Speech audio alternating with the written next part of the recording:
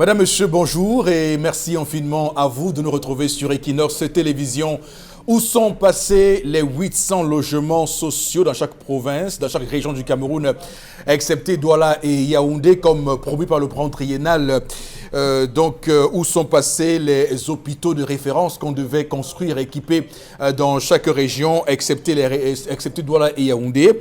Où sont passés justement la construction ou la création de l'aménagement de 120 000 hectares de périmètre hydro-agricole avec le projet Agropole, où est passée la construction de ce barrage de Bini à Warak, comme annoncé par ce plan triennal, un plan triennal qui, comme vous le savez, avait été lancé lors d'un conseil de ministres au Palais des Toudis le 19 décembre 2014, où le président Paul Biya parlait en ces termes: vous devez garder à l'esprit que les crédits qui nous ont été consentis devront être remboursés et que la rentabilité des projets dont vous avez la charge en représente la contrepartie. C'était là les mots du chef de l'État camerounais en ce 19 décembre 2014, et ce plan triennal devait durer de 2015 à 2017, et ces projets-là, 497 projets listés dans ce plan triennal, devaient être livrés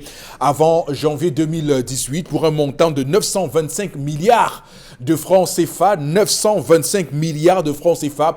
Nous sommes le 8 juillet 2019. Nous sommes en droit de nous demander ce matin où en sont ces projets-là, où est passé le plan triennal annoncé en grande pompe en 2014, où est passé ce projet, où en est-on? C'est ça la grande question, la grande interrogation, au lieu de nous enfumer avec des sujets de politique politicienne, avec des sujets qui nous distraient. Voilà les vrais sujets sur lesquels les Camerounais devraient finalement s'entendre. Ce matin, on en parle, puisqu'il y a un internaute qui a choisi de nous rappeler ces 497 projets qui n'ont pas toujours été livrés, tels qu'annoncés en 2014. Madame, monsieur, l'équipe, comme chaque matin, est en place. D'abord, vous, monsieur Mbachou Chalamel, bonjour et bienvenue.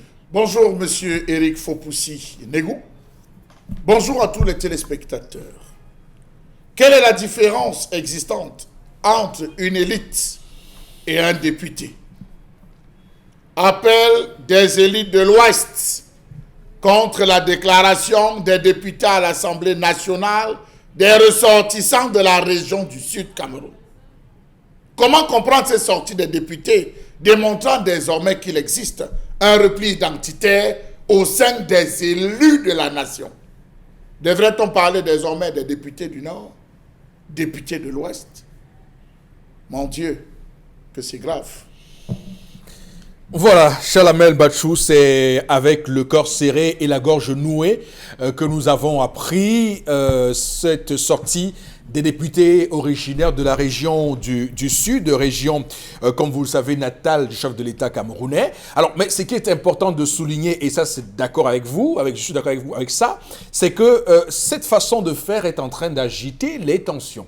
On est en train d'agiter les tensions, on est en train de dessiner un diable sur le mur, on est en train de jouer avec les mots, surtout lorsque des députés écrivent noir sur blanc dans une déclaration qu'il y a un projet tribal de prise de pouvoir. Nous sommes au Cameroun en 2019 et il y en a encore des Camerounais qui pensent ça. Lorsque des députés écrivent que le monopole de la violence n'appartient à quiconque. Ces termes-là sont dangereux et il faut ce matin, comme vous le faites, dénoncer, interpeller toute la République, toute cette nation, pour qu'on prenne conscience que le vivre ensemble, notre devenir, est remis en cause par les personnes que nous avons élues à l'hémicycle de Ngwa-Ekele, à l'Assemblée nationale, pour être des députés de la nation et pas des députés d'une région. D'ailleurs, il faut bien faire la différence entre députés et sénateurs. En réalité, c'est ça la confusion des rôles et nous y sommes. On va quand même saluer le député honorable Martin Oyuno qui n'a pas signé cette affaire. Il n'a pas signé, on n'est pas sûr des raisons pour lesquelles il n'a pas signé, mais c'est quand même un signal fort parce que cette région compte 11 députés, 10 seulement ont signé, donc il y a un seul qui n'a pas signé, Martin Oyuno. Et quand on connaît son franc-parler, quand on connaît son courage, on peut comprendre qu'il a bien voulu ne pas s'associer à cette initiative. Alors, on va rappeler que M. Batchou Chalabel sera avec nous tout à l'heure à 10h40 pour sa colère légendaire. Nous serons là pour vous suivre, rassurez-vous. Également sur le plateau ce matin, vous, Karine Sontia, bonjour et bienvenue. Bonjour Eric Fopossi, bonjour aux téléspectateurs. 16 000 boutiques de quartier chiffrées à 400 milliards de francs CFA par le FMI. Donc les boutiques au Cameroun rapportent gros. D'accord. Donc FMI, Banque mondiale, pareil aux mêmes institutions de Bretton Woods, il faut clairement le dire. Quand on dit 16 000 boutiques, ça veut dire qu'ils ont recensé 16 000 boutiques de quartier à Douala. Donc, ils ont ceux qui font la boutique, ce qu'on appelle les épiceries, là.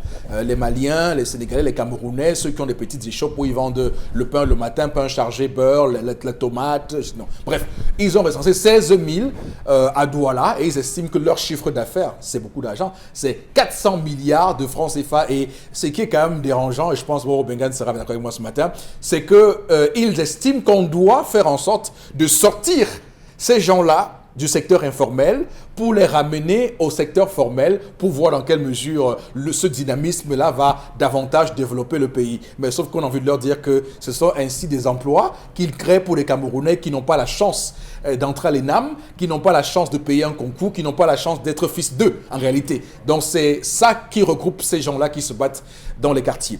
Donc Karine Sontia, c'est à 11h05 qu'on vous retrouve pour votre revue des réseaux sociaux, votre chronique matinale sur ce plateau, madame, monsieur. Retour, évidemment, ce lundi, un retour du père Boro Bengan. D'ailleurs, je rappelle que pendant votre absence, beaucoup de gens se sont interrogés. Mais où il est passé, Boro Bengan? Qu'est-ce qui s'est passé? Vous avez été réclamé ici comme Jésus. Je ne sais pas pourquoi. Voilà.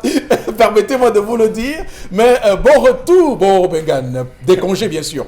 Merci beaucoup et bonjour à vous, chers téléspectateurs. Non, à un moment, il faut aller beaucoup plus encore se ressourcer auprès des ancêtres. C'est le serment que j'ai pris en devenant Bombok. Donc, je tiens à me ressourcer auprès des ancêtres.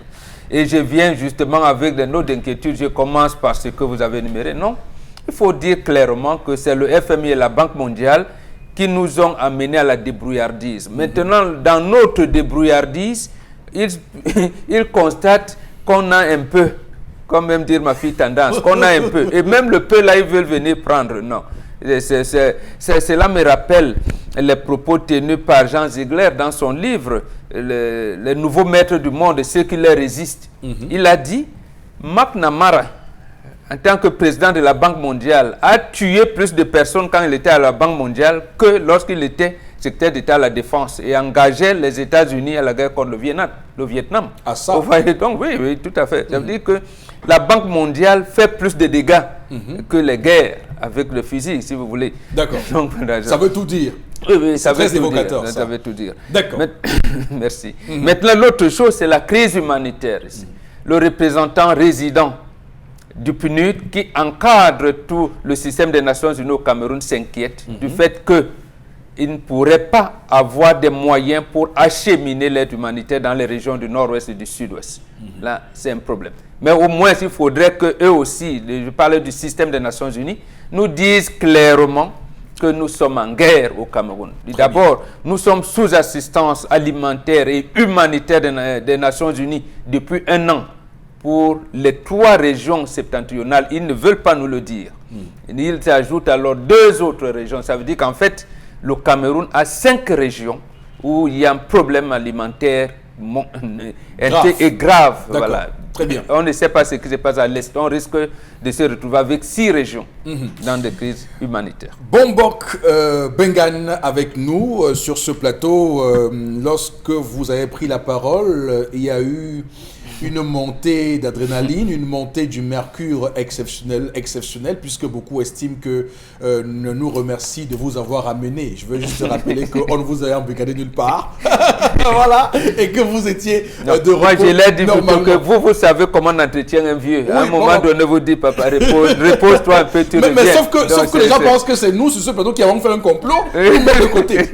Voilà. Donc, il faut faire cette précision ce matin, madame, messieurs, et démarrer ce programme avec avec la première articulation.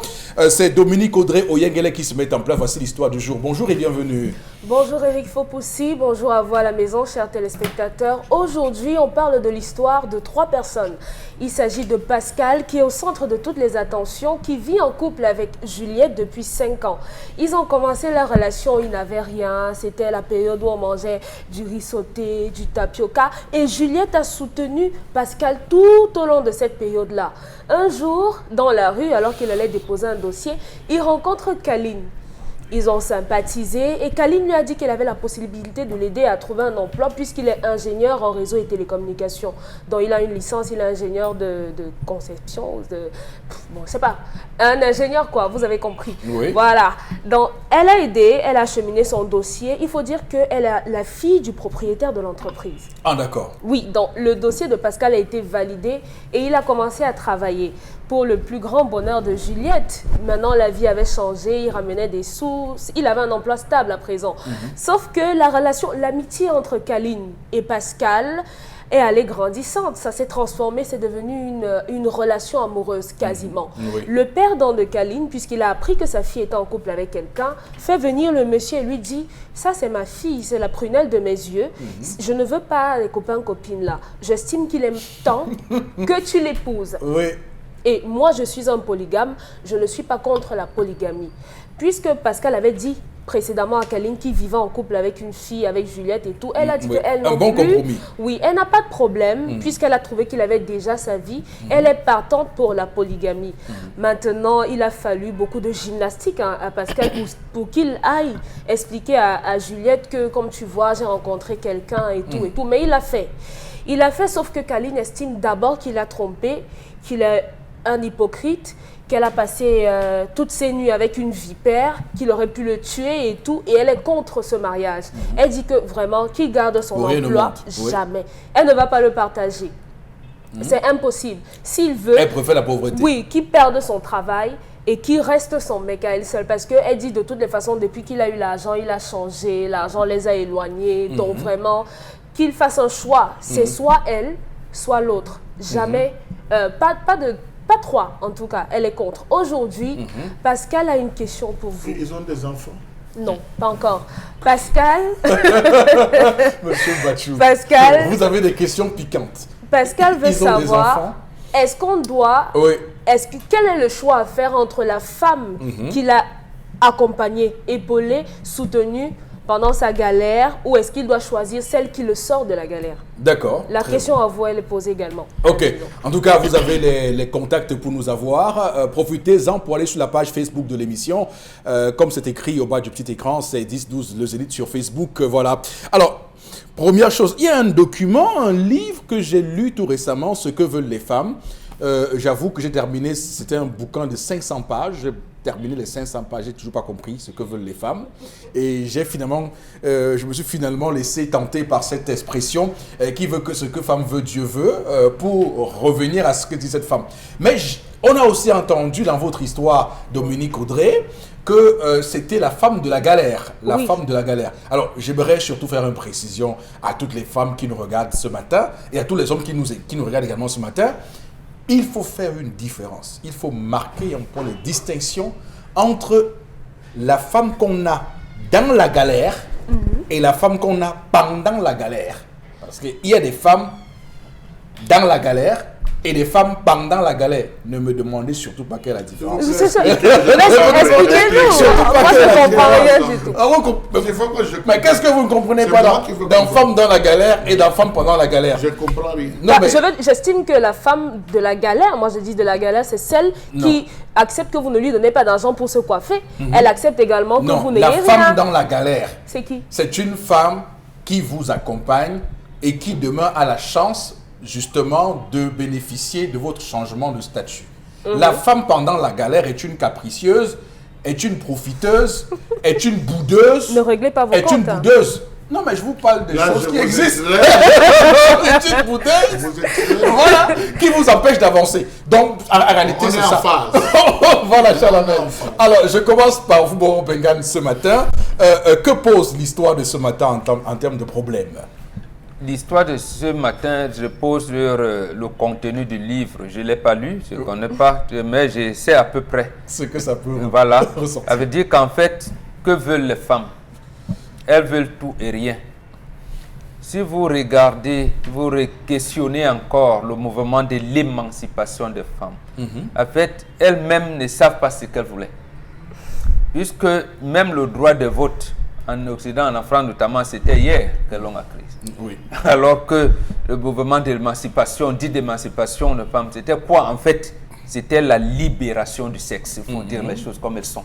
Elles voulaient utiliser leur corps comme elles voulaient sans qu'il y ait, j'allais dire, un ordre venu de qui que ce soit. Mais quand on pose le problème de cette manière-là, on élimine les contingences sociales, notamment les contradictions même de la société. Elles n'ont pas réfléchi sur le statut du mariage à ce moment-là. Elles n'ont pas réfléchi sur le statut des enfants qu'elles allaient faire au mariage. Elles n'avaient pas réfléchi sur les enfants faits avec des pères différents. Voilà. Elle n'avait pas réfléchi de son statut lorsqu'elle ira travailler, laisser les enfants. C'est pour cette raison qu'aujourd'hui, elle peut avoir les moyens. Les 3 enfants avec 3 pères différents. Elle s'inquiète encore, alors qu'elle a les moyens pour les laisser à la crèche. Mais elle s'inquiète de la crèche, alors que c'est elle qui a cherché tous ces statuts-là. Donc, en fait, c'est pour revenir à ceci que la femme doit savoir que son bonheur se trouve à côté d'un homme. D'accord. À côté d'un homme. Et là, maintenant, vous pouvez négocier votre statut avec cet homme-là. Très bien. Et pour le cas précis, justement, c'est ce que la première femme ne comprend pas. C'est-à-dire, ici, l'histoire donne l'impression que comme la deuxième fillade lui a trouvé du boulot, il s'est amis. Non. Le sentiment d'amour peut naître n'importe comment. Elle n'est pas conditionnée ici. Encore que vous regardez, ça veut dire que cette fille qui lui a trouvé de travail, elle est issue d'un mariage polygamique. Et pour eux, dans leur famille, la polygamie n'est pas une mauvaise chose. Voilà. Et elle ne conditionne pas son homme en disant comme je t'ai trouvé du travail, tu me poses seul. Puisqu'elle sait déjà que son homme vit avec quelqu'un. Avec quelqu'un. Elle est prête à partager. Donc, elle ne met pas devant le fait que comme je t'ai trouvé l'emploi, tu étais dans la galère et tout. Vraiment, je suis la première. Je serai la première ici. C'est vraiment moi qui... Non. Elle ne pose pas de problème. Elle a su que son papa a entretenu une polygamie réussie. Ça ne dérangerait pas pour elle d'aller dans un mariage polygamique. Très bien. Donc, c'est plutôt la première copine, la première fiancée, qui, j'allais dire, qui n'a pas intégré un certain nombre de contingences sociales. Mais est-ce que ce n'est pas légitime pour une femme d'estimer qu'elle a un homme et qu'elle ne voudrait pas le partager et qu'elle voudrait avoir l'exclusivité et qu'au final, on n'a pas à lui imposer un choix par rapport au portefeuille, au porte-monnaie d'une autre femme qui serait sa rivale? C'est légitime, comme vous dites, oui, que le cœur d'une femme batte quand son homme se lie d'amitié, du moins d'intimité avec une autre femme. C'est normal. Oui. Il faut même accepter qu'elle vous gifle, qu'elle déchire même vous. Ça, c'est normal, il faut l'accepter. Il ne faut même pas y répondre à ça. Mais maintenant, c'est à elle de comprendre qu'en fait, parce que le terme qu'elle a utilisé, elle m'a trompé des trucs. Non, un homme, un Africain ne trompe pas. Du moins, un homme même ne trompe pas. Bientôt, vers la fin de l'année, même en France, vous allez célébrer la journée des couples. Vous allez vous rendre compte que plus de 200 000 femmes françaises d'origine sont battues. Oui. Et elles ne disent rien. Parce D'accord. que dans leur famille, on leur a appris ce que c'est que la vie en couple. Et d'ailleurs, c'est un sentiment. Bon, parce que justement, vous savez, il y a un chiffre qui est sorti tout récemment dans le Figaro, journal Le Figaro, qui fait état de ce que ils ont fait un sondage. Ils ont fait un sondage auprès de la population française pour savoir est-ce qu'ils trouvent normal qu'un homme batte sur sa femme. Alors, il y a seulement 44% des Français qui estiment que c'est normal pour un homme de battre sur sa femme. Ils ont fait le même sondage en Afrique et en Afrique, 90% d'Africains estiment que c'est normal qu'un homme batte sur sa femme. Mais sauf que quand on parle maintenant sur les conséquences dans la vie réelle, en France, on a 3 femmes par semaine qui meurent sous les coups de leur mari et en Afrique, on a une seule femme tous les 2 mois. Ça veut dire que vous comprenez Oui, tout le à principe. fait. Ça veut dire Je que comprends. là-bas, on répugne l'idée de battre sur sa femme, mais sauf que dans les faits, les gens continuent à le faire. Oui. En Afrique, on estime que c'est normal, mais sauf que les conséquences ne sont pas aussi désastreuses que chez eux. C'est un chiffre que j'ai vu. C'est comme si vous Et avez lu dans mon oui. passé. C'est là où Voilà. j'avais chuté. Oui. C'est pour dire à nos filles africaines que ne vous détrompez pas, détrompez-vous. Les Occidentaux vivent dans l'hypocrisie. Et on ne peut pas faire une vie dans l'hypocrisie. Elles acceptent, les femmes occidentales acceptent d'ailleurs que leur mari ait des maîtresses. Vous verrez que regardez seulement les hommes d'affaires et Dominique Strauss-Kahn, voilà, par exemple, avec chacun, Hans Egger. au moins celui qui n'a pas fait beaucoup, a déjà divorcé 2 fois. Oui. Voilà, mais regardons, ne vivez pas dans l'hypocrisie, revenez dans vos sources, apprenez comme cette fille d'ailleurs a appris la polygamie et son papa lui a appris la notion de polygamie. Ça veut dire que chez eux, on ne sait même pas qui est la mère de tel enfant ou de tel autre. Voilà. Donc c'est ce que je voulais D'accord. dire. Alors, Karine Zondia, qu'avez-vous à dire à propos du sujet de ce matin, de l'histoire de ce matin, le choix cornélien, le fameux choix cornélien?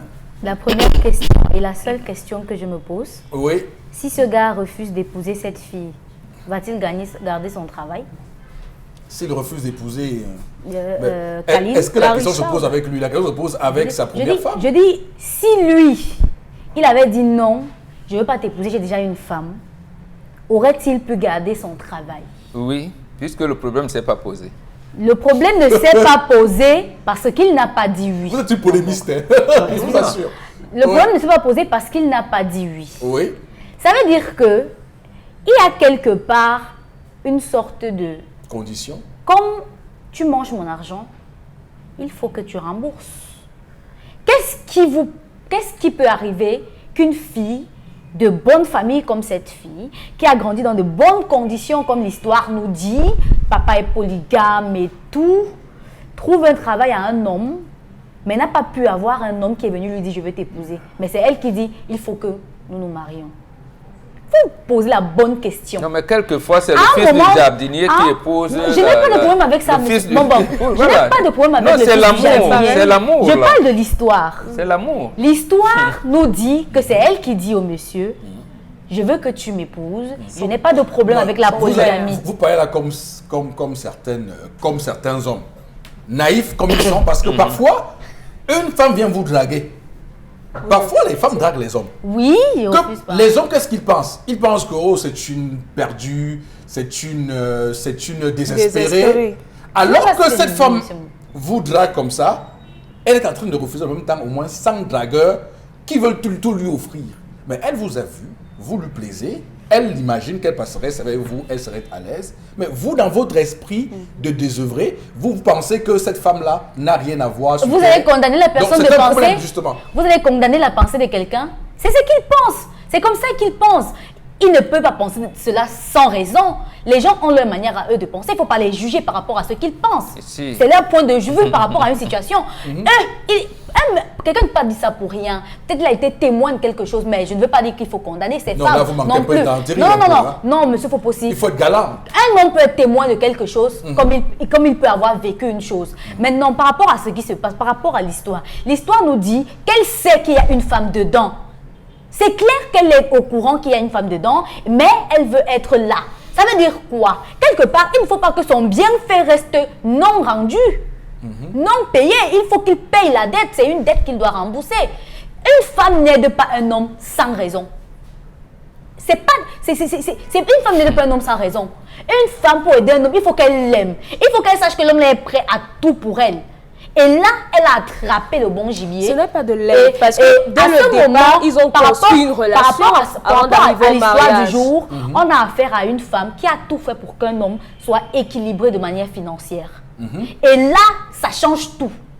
Il ne veut pas rentrer dans sa vie de besoin avec la précédente. D'accord. Et il ne veut plus rester un homme de besoin. Il veut être un homme qui réalise. Et là, moi, je vais l'aider à choisir. Choisis celle qui va assouvir tes besoins et tu laisses l'enfant d'autrui tranquille. Si elle ne veut pas la polygamie, qu'on la laisse. D'accord. Chalamel, au moins ça a le mérite d'être clair. Hein? Les propos de Karine Sontia ce matin, elle n'a jamais été aussi claire avec une histoire. Hein? Vraiment, je le fais observer pour mieux l'apprécier en réalité. Charles, allez-y. Qui vous a dit que cette relation devait aboutir au mariage? Laquelle? Cette relation, ils vivent en couple, 5 ans. Avec la pauvre ou avec la... Avec la première, non, les je n'ai femmes pas pauvres dit. de avec la première. Qui vous a dit que cette relation devait aboutir au mariage? Est-ce que dans l'histoire contée, il était question qu'il devait l'épouser? Vous avez bien nettoyé la fille dans la galère et pendant la galère. Je vous ai dit, on était en face. Oui, on était en face. Ouais. Ça, c'est une fille dans la galère. C'est une fille dans la galère. Quel est le plus qu'elle a apporté dans cette galère? Son soutien. Elle Lequel? gérait tout elle-même. Lequel? Elle acceptait, elle supportait Lequel tout. soutien elle apportait? Elle supportait tout. Donnez-moi. Elle gérait Même les un enfant dépenses, n'a pas elle pu contribuait. faire un enfant à ce gars. 5 ans. Vous Enfin, arrosez une plante. Peut-être c'est le gars qui dit que je veux pas d'enfant. Je suis désolé. Il n'a pas de Permettez-moi, revenus. Si Quelqu'un cette n'a pas femme de était job. sérieuse et si elle aimait véritablement ce gars, elle aurait conçu. Donc, à ce niveau, on peut mettre un bémol. Ça veut dire qu'elle a calculé. Elle a calculé que je ne fais pas d'enfant parce que le gars, il peut avoir la poisse. Si je lui rapporte 6 ans, si je suis avec mon corps.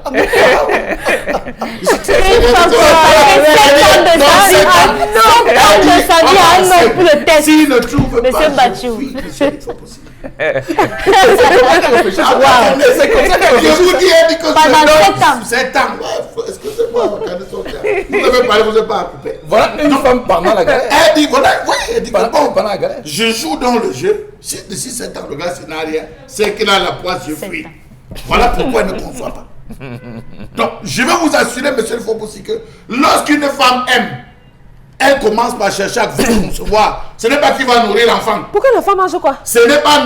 Non, mais monsieur... Pour que ce soit les frères qui envoient Allez le en riz. Paul Mintac, Ah non. allez en tabac, Ah non. allez, monsieur le Fopoussi, Quand même. ici à C'est la Pardon. belle, c'est le lit du pauvre Non. Le que... fécond, merci beaucoup. C'est le lit du pauvre qui est fécond. Ah, Ne c'était faisons pas avant. comme ça. Vraiment. Mais Monsieur le maintenant. Fopoussi, une femme qui refuse de voir sa coépouse est une mauvaise femme.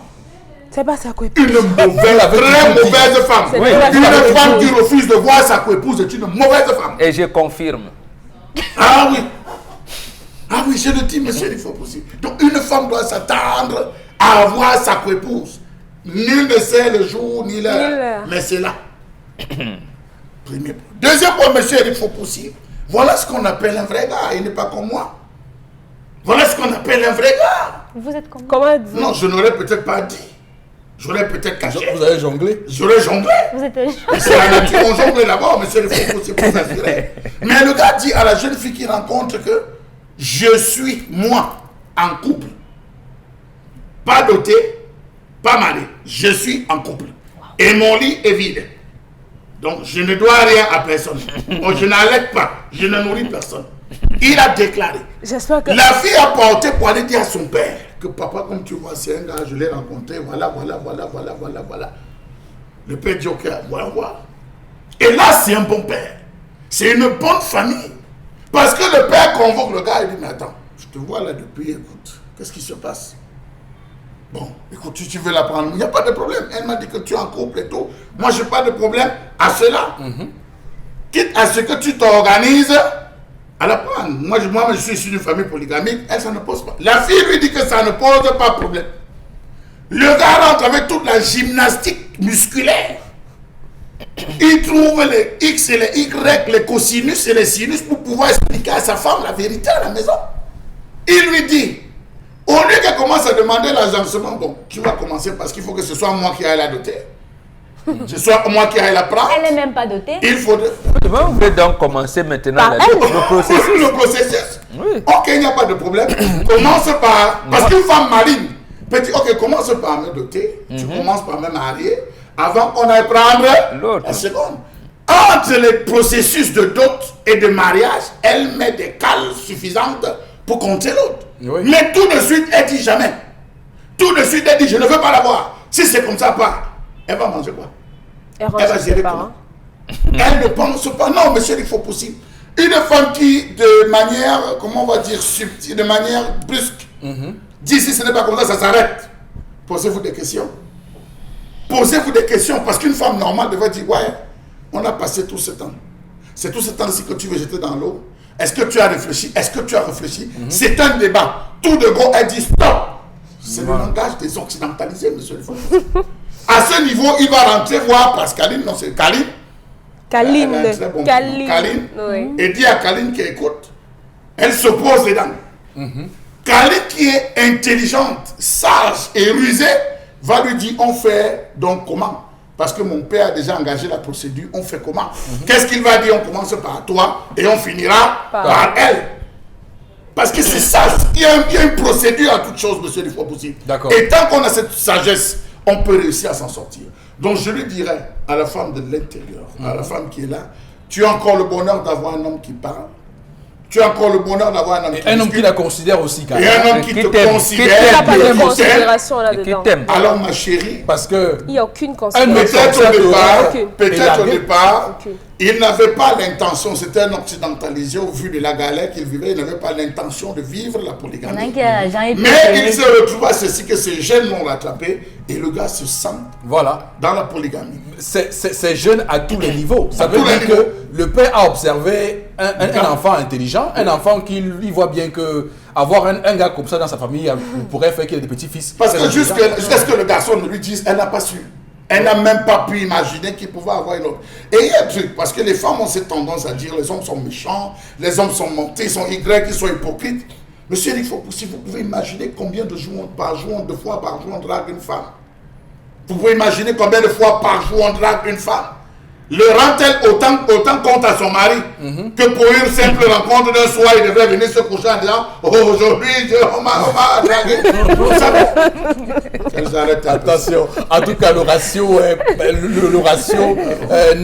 loin d'être équitable. Le ratio est parfois même ils discutent. Parfois même ils prennent des points avec ces gars qui les draguent. Tant que vous n'avez pas attrapé, vous ne saurez jamais. Monsieur Batoué rentre à la maison, c'est l'essentiel. Elle rentre à la maison. Ok, ça rejoint ce que j'ai dit. Pour tous ces hommes qui pensent que, je vous dis que même la dernière des femmes, un gars a dit une chanson que ce n'est pas diplômé en quoi, voilà. En matière de garçons. En matière de garçons, elle est agrégée en réalité. Donc il n'y a aucune femme qui... Même la dernière des femmes, vous pensez, la dernière se fait draguer au moins par 20 personnes. Mais bien sûr. Alors, on va terminer par vous, Dominique Audrey. Oui. Comme j'ai dit, hein, je m'en tiens même à ce que les propos de Juliette, cet homme, c'est une vipère. Elle a passé... Oui. Vous couchez, vous dormez avec un homme, il vous regarde dans le blanc des yeux, pendant que vous avez des relations intimes, il vous dit qu'il vous aime et tout, alors qu'il a une double vie. Si ce n'est pas ça le poison, c'est quoi? Comment vous regardez une femme dans les yeux? Quand on fait 5 ans avec une femme, forcément, on a des projets. On se projette. Un homme ne va pas passer 5 ans avec une femme sans avoir aucun plan d'avenir avec elle. Donc je suis... Oui. Et non pas d'enfant. Dans la galère, ils n'ont pas d'enfant. Oui. Alors? Un homme qui n'a pas d'emploi stable, aujourd'hui, par exemple, il est dans un dépôt de bois, il décharge les camions de bois. Aujourd'hui, il travaille, demain, il ne travaille pas. On s'engage à prendre une grossesse pour que aujourd'hui l'enfant ait le lait, demain, il n'est pas le lait. Il y a les femmes qui vendent les condiments verts, le jangsang, qui ne veut pas d'enfant maintenant. Des femmes, elles vendent le jangsang, les condiments verts. Là, devant la porte, elles veulent les enfants. Oui. Voilà. Sur le comptoir à des moments. Il faut les voir à 4,30 pour la Sandanga. Vous pensez que c'est cette vie-là que cette femme voulait? Forcément. Maintenant, on lui donne la vie qu'elle veut. Et elle veut encore tomber dans la boue. On construit la vie qu'on veut. Elle l'a construit comment? Pascal, oui, Pascal cherchait juste l'occasion de se séparer. D'elle, il cherchait juste l'occasion de se séparer d'elle. Une femme qui vous a accompagné, qui vous a porté quasiment sur son dos pendant que vous n'aviez rien. Quand votre famille vous a tourné le dos. En étant là, en vous donnant son corps, son soutien, ses conseils, elle vous a nourri. Elle vous a nourri. Non. Une femme ne peut pas rester avec un homme pendant la galère et ne contribue pas. Laissez-moi ces choses que vous dites là. Mais elle va mentir à sa famille pour vous mettre à l'aise. L'histoire de oui, dans la galère de il y a beaucoup de femmes parfois qui se plaignent de ce qu'elles ont été avec un homme pendant qu'il était dans la galère. Et qu'une fois que cet homme-là a eu un changement de statut dans sa vie, l'homme a pu épouser une autre femme. Oui. Ce qu'elles oublient, c'est que quand vous êtes avec un homme, justement parce que vous êtes pendant la galère, vous êtes d'abord négatif. Elle est une femme très négative. Elle ne C'est le elle fait qui pas. vous chante tous les jours. Elle, Vous déposez, vous déposez 500 francs, les derniers raclus de vos poches pour la ration. C'est que vous rappelez que vous êtes un ding-dong. Voilà. C'est une manière de vous encourager. Elle ne se veut pas. Voilà. rien dans l'histoire me dit ça me fait aussi. Oui, ce genre Rien de dans femme-là, l'histoire nous dit c'est ça. normal que demain, quand le Qu'on gars aille arrive, chercher une autre. il fait la revente. Non, Oui. n'oubliez pas qu'à côté de ça, il y a une femme qui n'est pas déclarée, Ouais. qui s'occupe bien de lui, qui comprend ses problèmes, Ah, ok. qui parfois même contribue, Il s'agit de ça. qui parfois même D'une femme contribue qui va à vous contribuer rationner. pendant que vous galérez. Mais c'est ce qu'elle faisait. Qu'est-ce qui vous dit qu'elle ne le faisait pas? faisait pas. Une femme va rester avec un homme pendant 5 ans. Il ne travaille pas et elle reste. aux femmes, qui ont loué des chambres aux femmes. On a vu des gens qui ont équipé des maisons pour des femmes. On a vu des gens qui s'occupaient pour les femmes. On payait des concours à ces femmes. Lorsqu'elles sont sorties, on lui a dit le jour de... D'abord, ils n'étaient même pas invités. Vous, À la sortie, à la soutenance, à la ils n'étaient pas soutenance. invités. Il a appris... Le souteneur était quelqu'un d'autre. Donc, il a appris qu'elle a fait la soutenance. Ouais. Et le gars se pointe pour dire, mais attends, j'ai appris la soutenance. Et comment il dit vraiment, excuse-moi, il faut qu'on cause. Laisse d'abord, je finis avec la soutenance. Elle va faire les bisous. Il n'apparaît sur aucune photo, bien que présent. Il est sur aucune photo.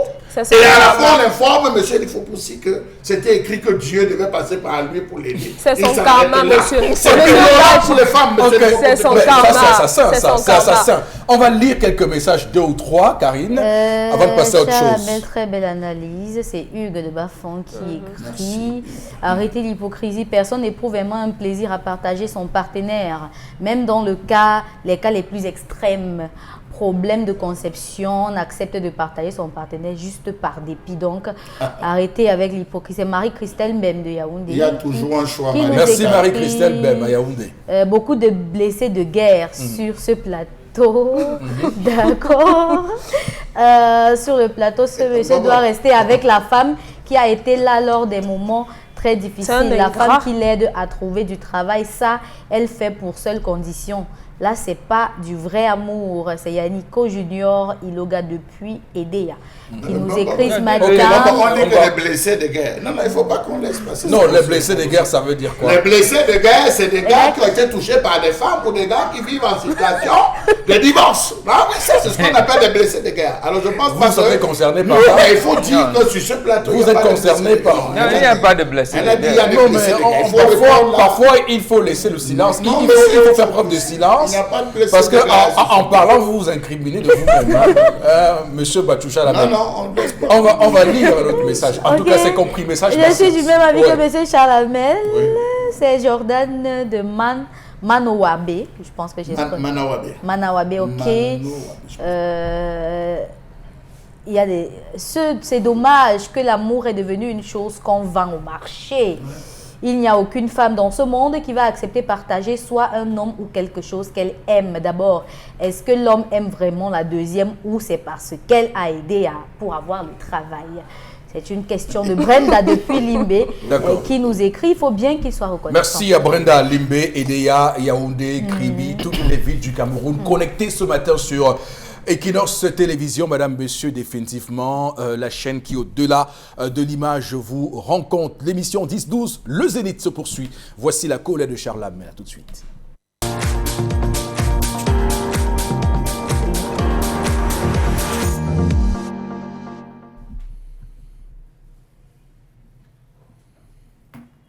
Je m'interroge ce jour sur la question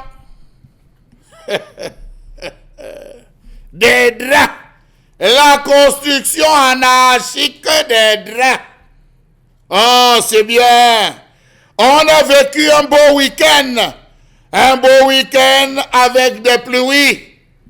On construit des draps, on construit des draps. Quel est le rôle de la communauté urbaine dans le processus d'occupation des sols? Douala a été inondé hier. L'eau a coulé hier. L'eau a débordé. L'eau a débordé. Les rigoles, pardon. Non, pas les drains, les rigoles. Les rigoles qui ont été construites pour se moquer des Camerounais. Oui. D'ailleurs, dites-moi si le principe d'application du schéma directeur de nos villes est mis en application. Qui a occupé l'espace en premier? Les populations ou les drains? Ceux qui construisent les drains esquivent des maisons, contournent des stades, piquent comme si c'était des routes qu'on voulait construire, alors que le principe du drain obéit à une règle. Il a plu hier, et voilà la circonstance, l'eau a pris partout. L'eau a bien inondé, alors qu'on nous avait promis que les drains allaient éviter, les drains allaient esquiver. Il était impensable. Vous ne pouvez pas passer par Makepe-Misoke pour ressortir au carrefour Petit Pays. L'eau est sortie de son lit, la route ne se faisait plus voir.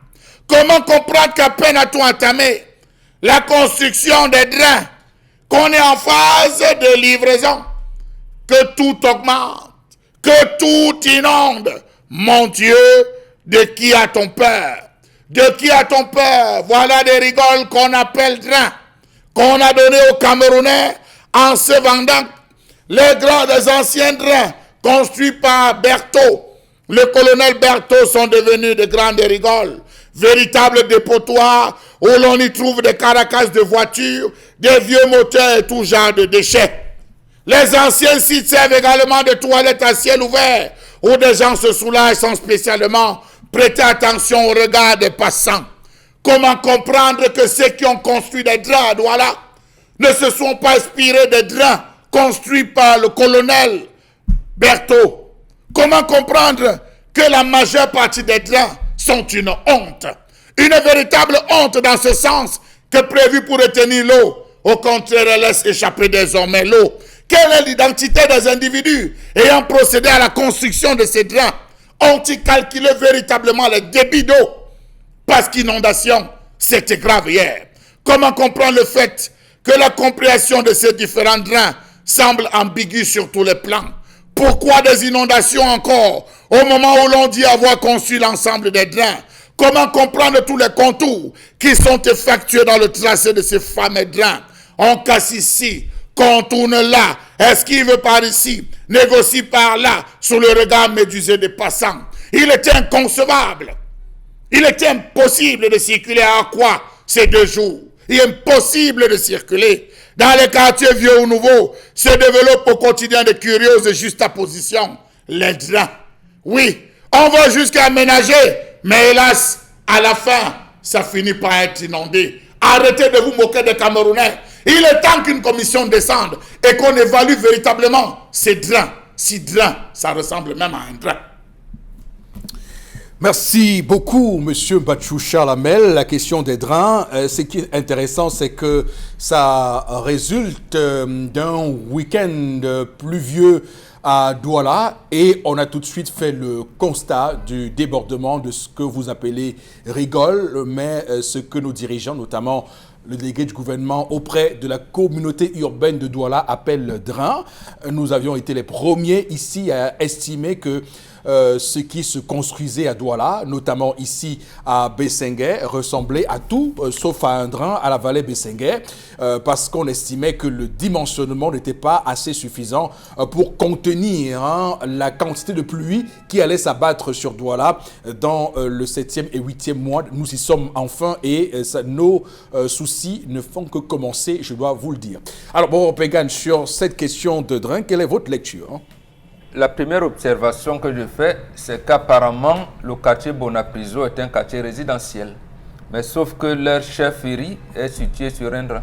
Ils ont même pratiquement bloqué un drain et la chefferie est toujours inondée. Voilà, première chose. Deuxième chose, Charles Amel a commencé à le dire. Moi, j'ai un problème de compréhension des mots. Entre drain, caniveau ou rigole. Bon, mais je sais également, troisième chose, c'est que lorsqu'on construit une ville, il y a ce qu'on appelle, il y a des ruisseaux, il y a des cours d'eau qui varient, qui n'ont pas les mêmes dimensions. Comment procéder au drainage des eaux? Il y a d'abord ce qui est naturel. Il y a le Vouri, il y a le Kondi, il y a plus d'autres ruisselets. D'accord.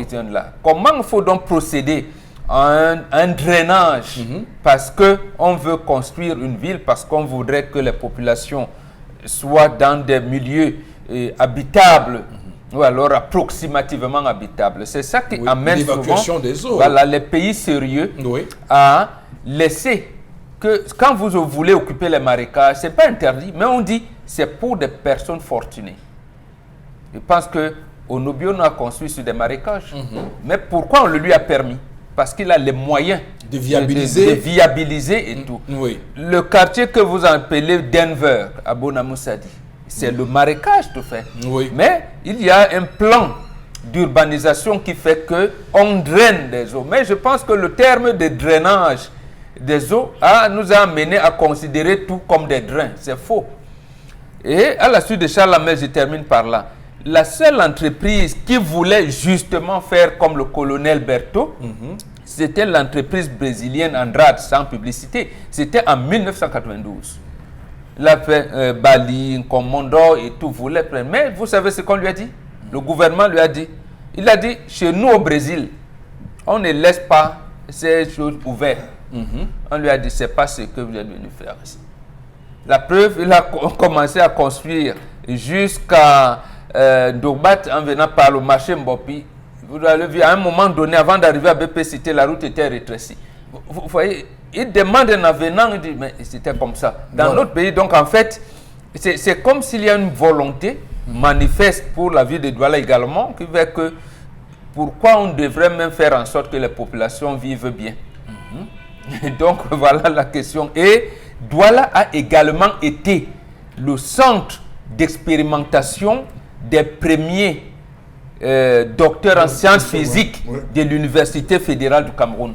Ils ont étudié l'hydrographie, l'hydrologie et toute la nappe phréatrique de Douala. Cette thèse-là existe et ils sont là. Quand ils vous disent que la pluviométrie à Douala, lorsque c'est à tel niveau, j'ai dit, il n'y a aucune ville au Cameroun qui a des données fiables comme la ville de Douala. Donc, malheureusement, apparemment, vous avez des docteurs en doctorat, des ceci, bon. Mais peut-être qu'ils ont oublié qu'ils devraient lire. D'accord. Certaines recherches. Alors, je voudrais, avant de passer la parole à Charles Lamel, relever un point. Et d'ailleurs, c'est sur ce qu'on doit devoir ce matin s'interroger. Pourquoi on laisse des gens construire sur des drains? D'ailleurs, ça devient une habitude, puisque des gens ont réussi à construire sur les rails.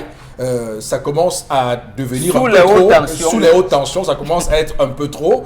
Qui sont ces personnes qui, justement, laissent se laisser aller, permettez-moi la répétition, se faire? Est-ce que derrière, il y a des rentes, des prébendes qui sont gagnées par ces personnes-là au mépris du bien-être des populations? Là encore est une question qu'on est censé se poser ce matin. Monsieur Eric Fopoussi, des fémans aux fonctionnaires, en passant par les sportifs, les opérateurs économiques, ce sont eux. Voilà les 4 catégories de personnes qui ont construit sur les draps. L'objectif est, je vais habiter à Bonabrison. Même si c'est sur les draps, je vais construire. La preuve, il y a un domicile, le domicile de feu Donatien Coignet, qui veut s'écrouler au niveau de l'hôtel de l'air. C'est un immeuble qu'il a monté, presque un petit château, qu'il a monté sur le drain. Ça a lâché au niveau d'en dessous. La maison a été progressivement. Ça s'effrite, ça se coule. Finalement, tant pis pour les voisins, monsieur il faut possible. Si rien n'est fait à ce niveau. Monsieur il faut possible. Allons à Yaoundé. Vraiment, allons à Yaoundé et regardez comment est-ce que les draps ont été faits. Si la régie peut permettre, vous allez voir comment on a fait des draps à Yaoundé. Voilà comment on a fait des draps. La profondeur là-bas, monsieur il faut possible, c'est plus de 6 mètres. Voilà Yaoundé. En termes de draps, quand on dit on a fait un drap pour faire circuler de l'eau, voilà comment à Yaoundé. Oh, là, c'est le Fundi, hein? C'est au niveau du Fundi, monsieur. Merci, vous avez. Oui. Voilà les draps à Yaoundé, monsieur, il faut possible. Beaucoup de draps ont été réhabilités. À ce stade, on a étudié, ceux qui ont travaillé ont pris la peine d'étudier, monsieur, il faut possible. Maintenant, venez à Douala. Allons à Douala et voyez ce qui s'est passé avec monsieur il faut possible, Valais Bessengue. On est ici à Valais Bessengue. Regardez ce qui s'est passé. Allons à Douala. Vous allez voir comment hier, j'ai fini mon émission, l'émission Pépé Soup, monsieur il faut possible. Sous la pluie, j'ai dit non, il faut que j'aille voir. Pépé Soup, c'est sur Radio Equinox. Radio Equinox. J'ai dit non, il faut que je voie. Voilà Bessengue. Voilà le drain de Bessengue.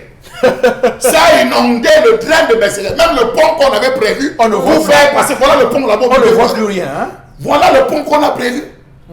Tout est inondé. Ça a creusé davantage la rue, monsieur. Voilà, pour une petite rivière qu'on appelle Ambopi. Voilà. Donc, je ne sais pas. Qui n'atteint pas le fond. Vous-même voyez, monsieur Rifopoussi, voilà. Les populations qui habitaient des deux côtés des rives ont été obligées de rester bloquées. Elles n'ont pas pu rentrer chez elles. Regardez, c'était une inondation totale.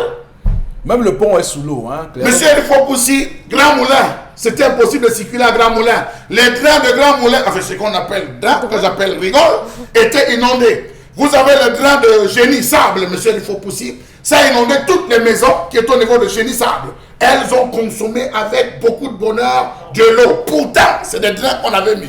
Vous allez, monsieur Rifopoussi, du côté de Makepe Misoke. Mais franchement, on se moque de qui, monsieur Rifopoussi, dans ce pays? On nous parle des drains, voici une petite pluie. Une toute petite pluie. Regardez les dégâts que cela cause. Et on nous dit que c'est des ingénieurs qui ont fait cette route. Qui ont fait ce drain, c'est des ingénieurs. Vous passez là tout de suite, monsieur Rifopoussi. Il y a des enfants qu'on a payés qui sont en train de racler et d'enlever le sable. Je suis passé là tout à l'heure, monsieur Rifopoussi. Il y a des enfants qu'on a payés pour enlever le sable. Était-ce normal? Alors, beaucoup d'argent surtout englouti, hein, on va se le dire ce matin, beaucoup d'argent englouti dans ces projets de construction de drains et c'est malheureux le niveau dans lequel nous nous trouvons aujourd'hui. Alors, juste un mot pour vous, Karine Somtia. Ça, c'est 47,22 km de drains qui, selon les études, ont été déjà exécutés à 75%. Donc, comme vous voyez, le travail est presque fini. Et bientôt, vous aurez de l'eau encore chez vous. C'est-à-dire que si vous aviez l'eau hier, aujourd'hui, vous en aurez encore et demain toujours. C'est 36 quartiers dans 5 arrondissements. Et vous voyez que si vous arrivez dans tous les quartiers où ces drains sont soit en construction, soit terminés, il y a toujours de l'inondation. Allez juste, monsieur Batua a parlé de Makepe Misoke. Si vous êtes déjà allé au campus 2, vous allez voir qu'avant d'arriver au campus 2, il y a un drain qui a été construit. Et jusqu'aujourd'hui, à chaque fois que l'on passe, ça monte, et plus on avance, plus le drain se rétrécit. Plus on avance, plus le drain se rétrécit. C'est-à-dire qu'au niveau du campus 2, le train est large et profond, mais plus on avance, la profondeur diminue, la largeur diminue, la profondeur diminue, la largeur diminue. Et vous voyez, le drain devient serpenté. Au fur et à mesure qu'on avance, soit c'est la maison de tête du chef du quartier, soit c'est la maison d'une élite, soit c'est la maison de qui, je ne sais pas, mais on serpente le drain, on refuse de suivre la ligne normale qu'on avait tracée dès le départ. Les maisons que vous savez qu'on devait casser n'ont pas été cassées, on a divisé, on a laissé le reste. Les maisons qui devaient être cassées complètement, mais aujourd'hui, vous voyez qu'on a laissé une chambre et l'espace qui sépare les maisons entre les drains devient rien du tout et ça fait que les gens continuent à vivre dans de l'eau. Et vous voyez, une petite pluie comme la pluie d'hier, vous n'avez pas pu faire vos courses parce que impossible de sortir de la maison. Et ces drains sont des rigoles. Et je vous assure, monsieur Fopossi, aucun drain n'est descendant. Tous les drains sont stagnants. Les drains ne coulent pas, c'est stagnant, c'est sur place. Et moi, je me rappelle lorsque nous étions tout petits, on avait au niveau, je pense, on avait en route des petits, des rigoles, des nivellements là où les rigoles descendaient et on ne voyait pas. Quand nous on marchait, on avait peur d'aller de ce côté parce que c'était profond et on ne voyait pas. Donc c'était couvert, mais on voyait juste comment l'eau coulait. Mais aujourd'hui, il n'y a plus ça. Le Cameroun a régressé, oui, c'est compris, sur le renouveau. Bon, allez-y, Dominique Audrey, vous avez justement, vous aussi, votre lecture à faire sur cette question des drains à Douala. Oui, les Camerounais souffrent énormément. Vraiment sur tous les plans. Vous imaginez ce que ça fait que vous soyez en train de dormir et il y a l'eau, vous balancez la main comme ça, vous vous retrouvez dans l'eau. Moi, je l'ai vécu. Je l'ai vécu et c'est grave. C'est vraiment grave. Comment on fait pour vivre dans...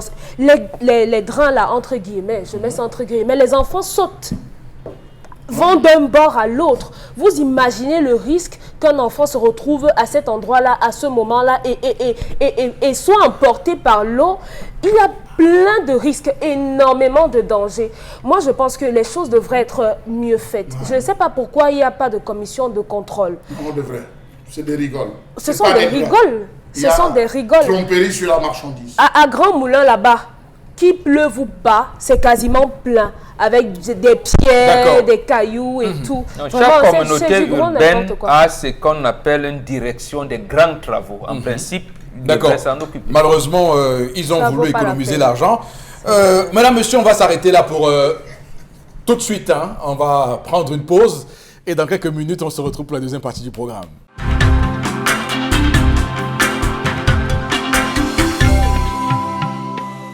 Madame, monsieur, deuxième partie de ce programme 10-12, le Zénith de ce 8 juillet 2019. C'est l'émission qui décrypte, analyse, commente les faits qui, évidemment, sont importants pour nous autres. Nous sommes très heureux de vous accompagner comme chaque matin. L'équipe est en place et pour cette deuxième partie de l'émission, on va lire quelques messages envoyés par vos soins au numéro habituel qui s'affiche régulièrement au bas du petit écran, mais également sur la page Facebook de l'émission 10-12 le Zénith. Allez-y, Karine Sontia. Un message qui nous parvient à l'instant. Je suis actuellement à Douala ayant mené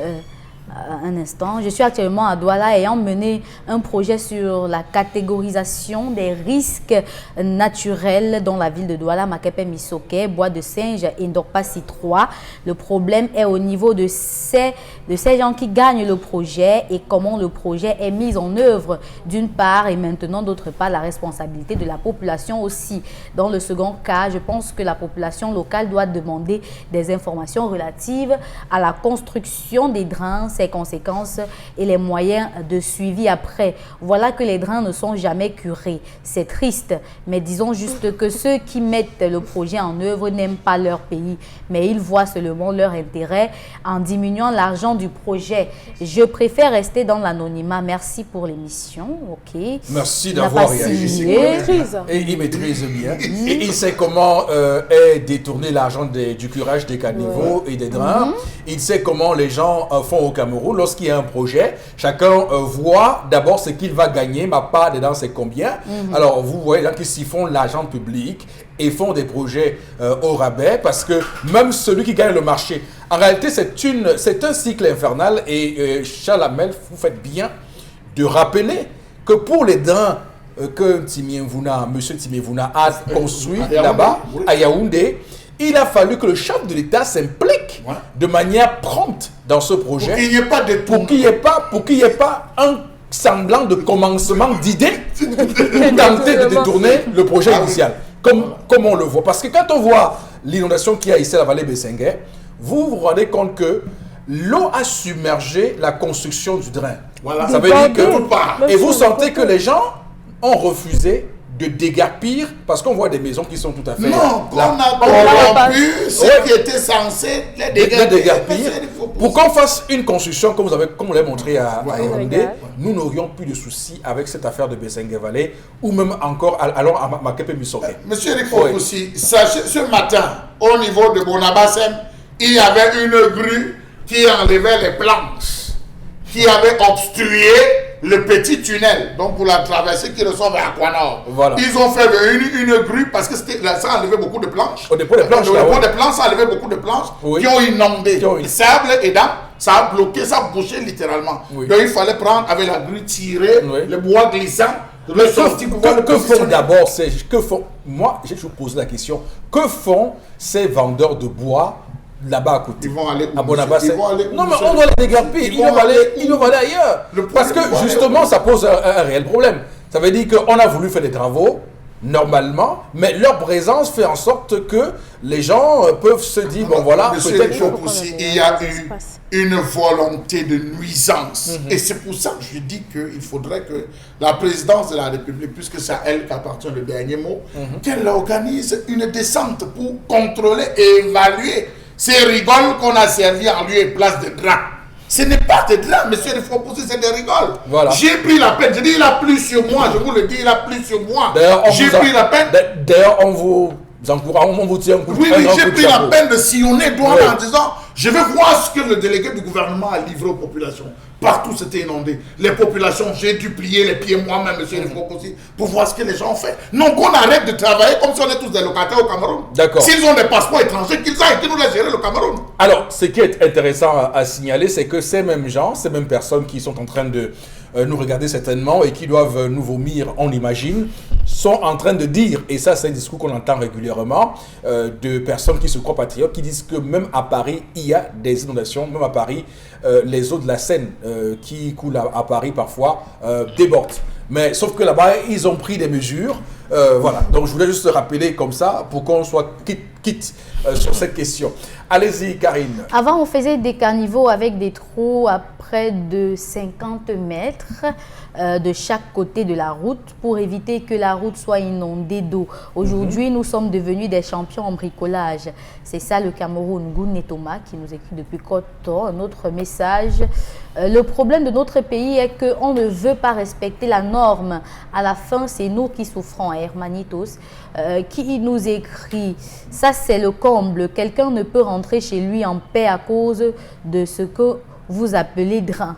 D'accord. D'accord. Merci. On va s'arrêter là pour les messages et continuer à vous solliciter, Karine Santia, parce que vous devez ce matin nous livrer la revue des réseaux sociaux. C'est très important d'ailleurs pour ceux qui nous regardent que nous fassions cet exercice ô combien passionnant chaque matin avec vous. Quels sont les choix que vous avez fait ce matin pour nous dans les réseaux sociaux? Ce matin, on a 3 informations. Oui. Et on va d'abord commencer par un commentaire d'un internaute qui a été très très important pour nous, qui nous a renvoyé dans nos propres questions. Alors, il s'agit notamment de ce commentaire. Le voici, je vais le lire.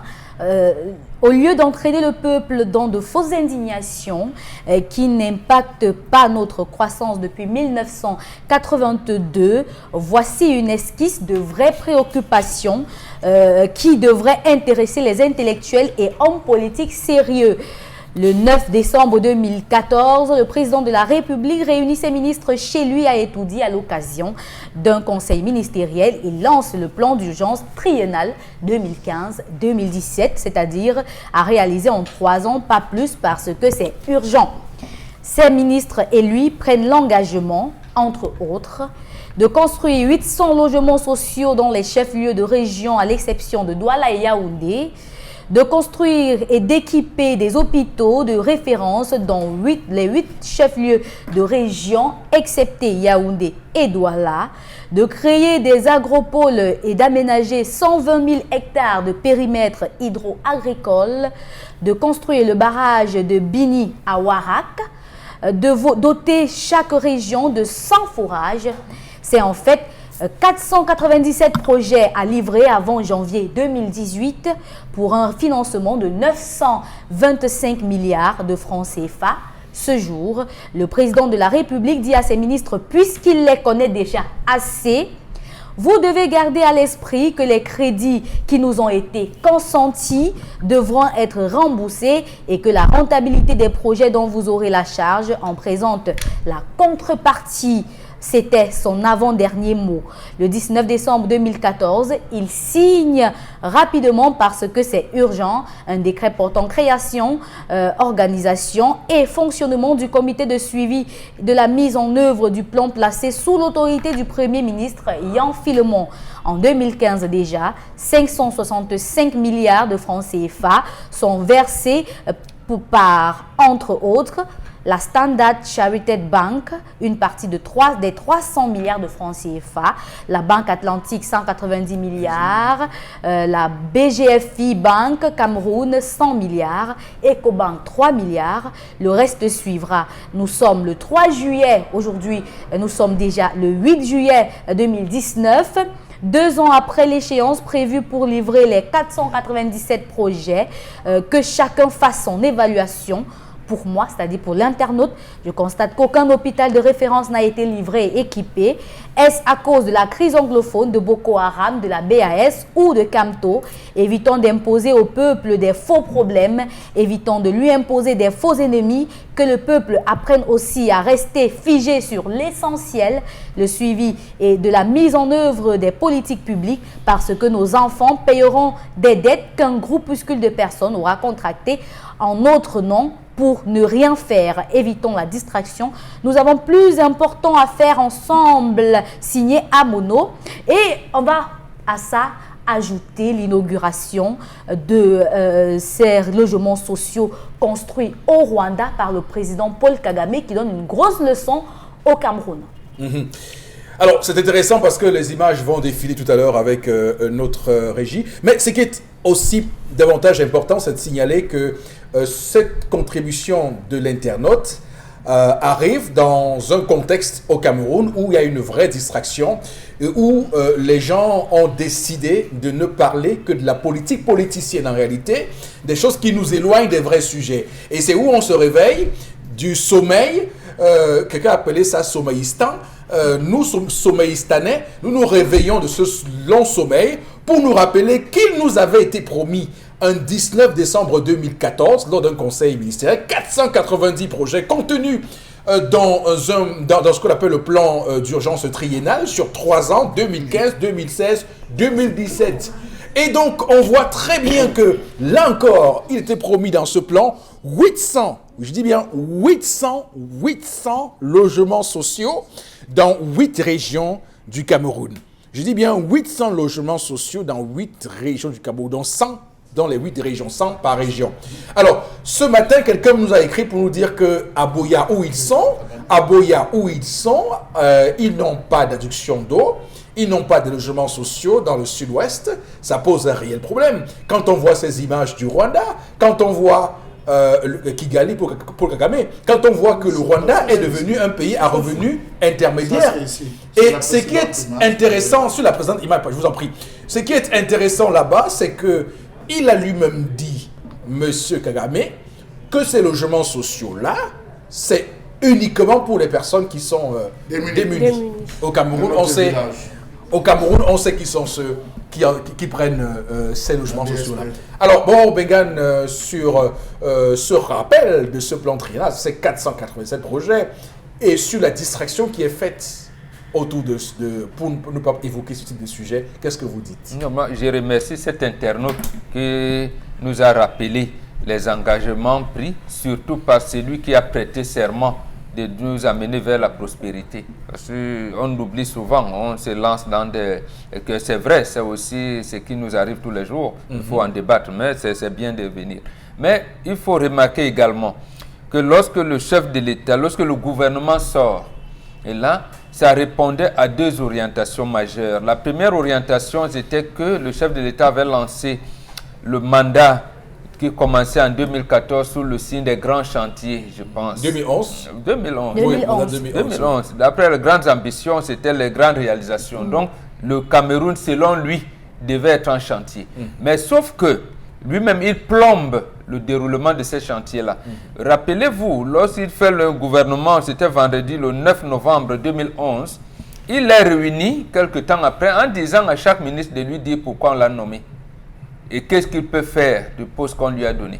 Ça, c'était quand même d'une incongruité. C'est donc la réponse à la feuille de route que chaque ministre a apportée qui l'a amené à tenir ce conseil de ministres où il a pris ces engagements-là. Mais dès le sortie de ces engagements, il y en a un, ça me revient encore à l'esprit. Je pense à un certain Babagnac, je ne l'ai jamais rencontré, mais je l'ai vu dans les plateaux de télévision, qu'il avait posé un problème clair, notamment sur les logements sociaux. Que la capacité financière de crédit foncier, la capacité financière de la Maïture et de la SIC ne pouvait pas nous amener. Et le gouvernement ne donnait pas des propositions parallèles pour qu'on arrive. Est-ce que le gouvernement s'engageait à faire la réforme des logements SIC? Est-ce que le gouvernement s'engageait à associer les opérateurs économiques locaux? Mais on entendait comme ça. Oui, les Marocains ont proposé ci. Oui, les Mexicains viendront. Et maintenant, les Chinois ont dit qu'ils ont des maisons importées qu'on va seulement... Bon. Qu'est-ce qu'on avait donc? Voilà, il y avait des choses comme ça. Et Dieu vu que tel a proposé les maisons sur pilotis.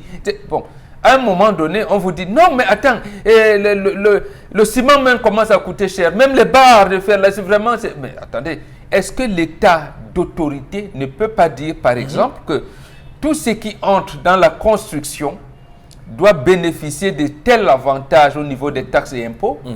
Est-ce que ne peut pas ça n'a pas été dit. L'autre chose qui a amené les gens à douter de cela, c'est que le gouvernement a tué la chambre de commerce et a pris certains dossiers de la chambre de commerce et les confié à la chambre, il a tué la chambre d'agriculture, les confié à la chambre de commerce.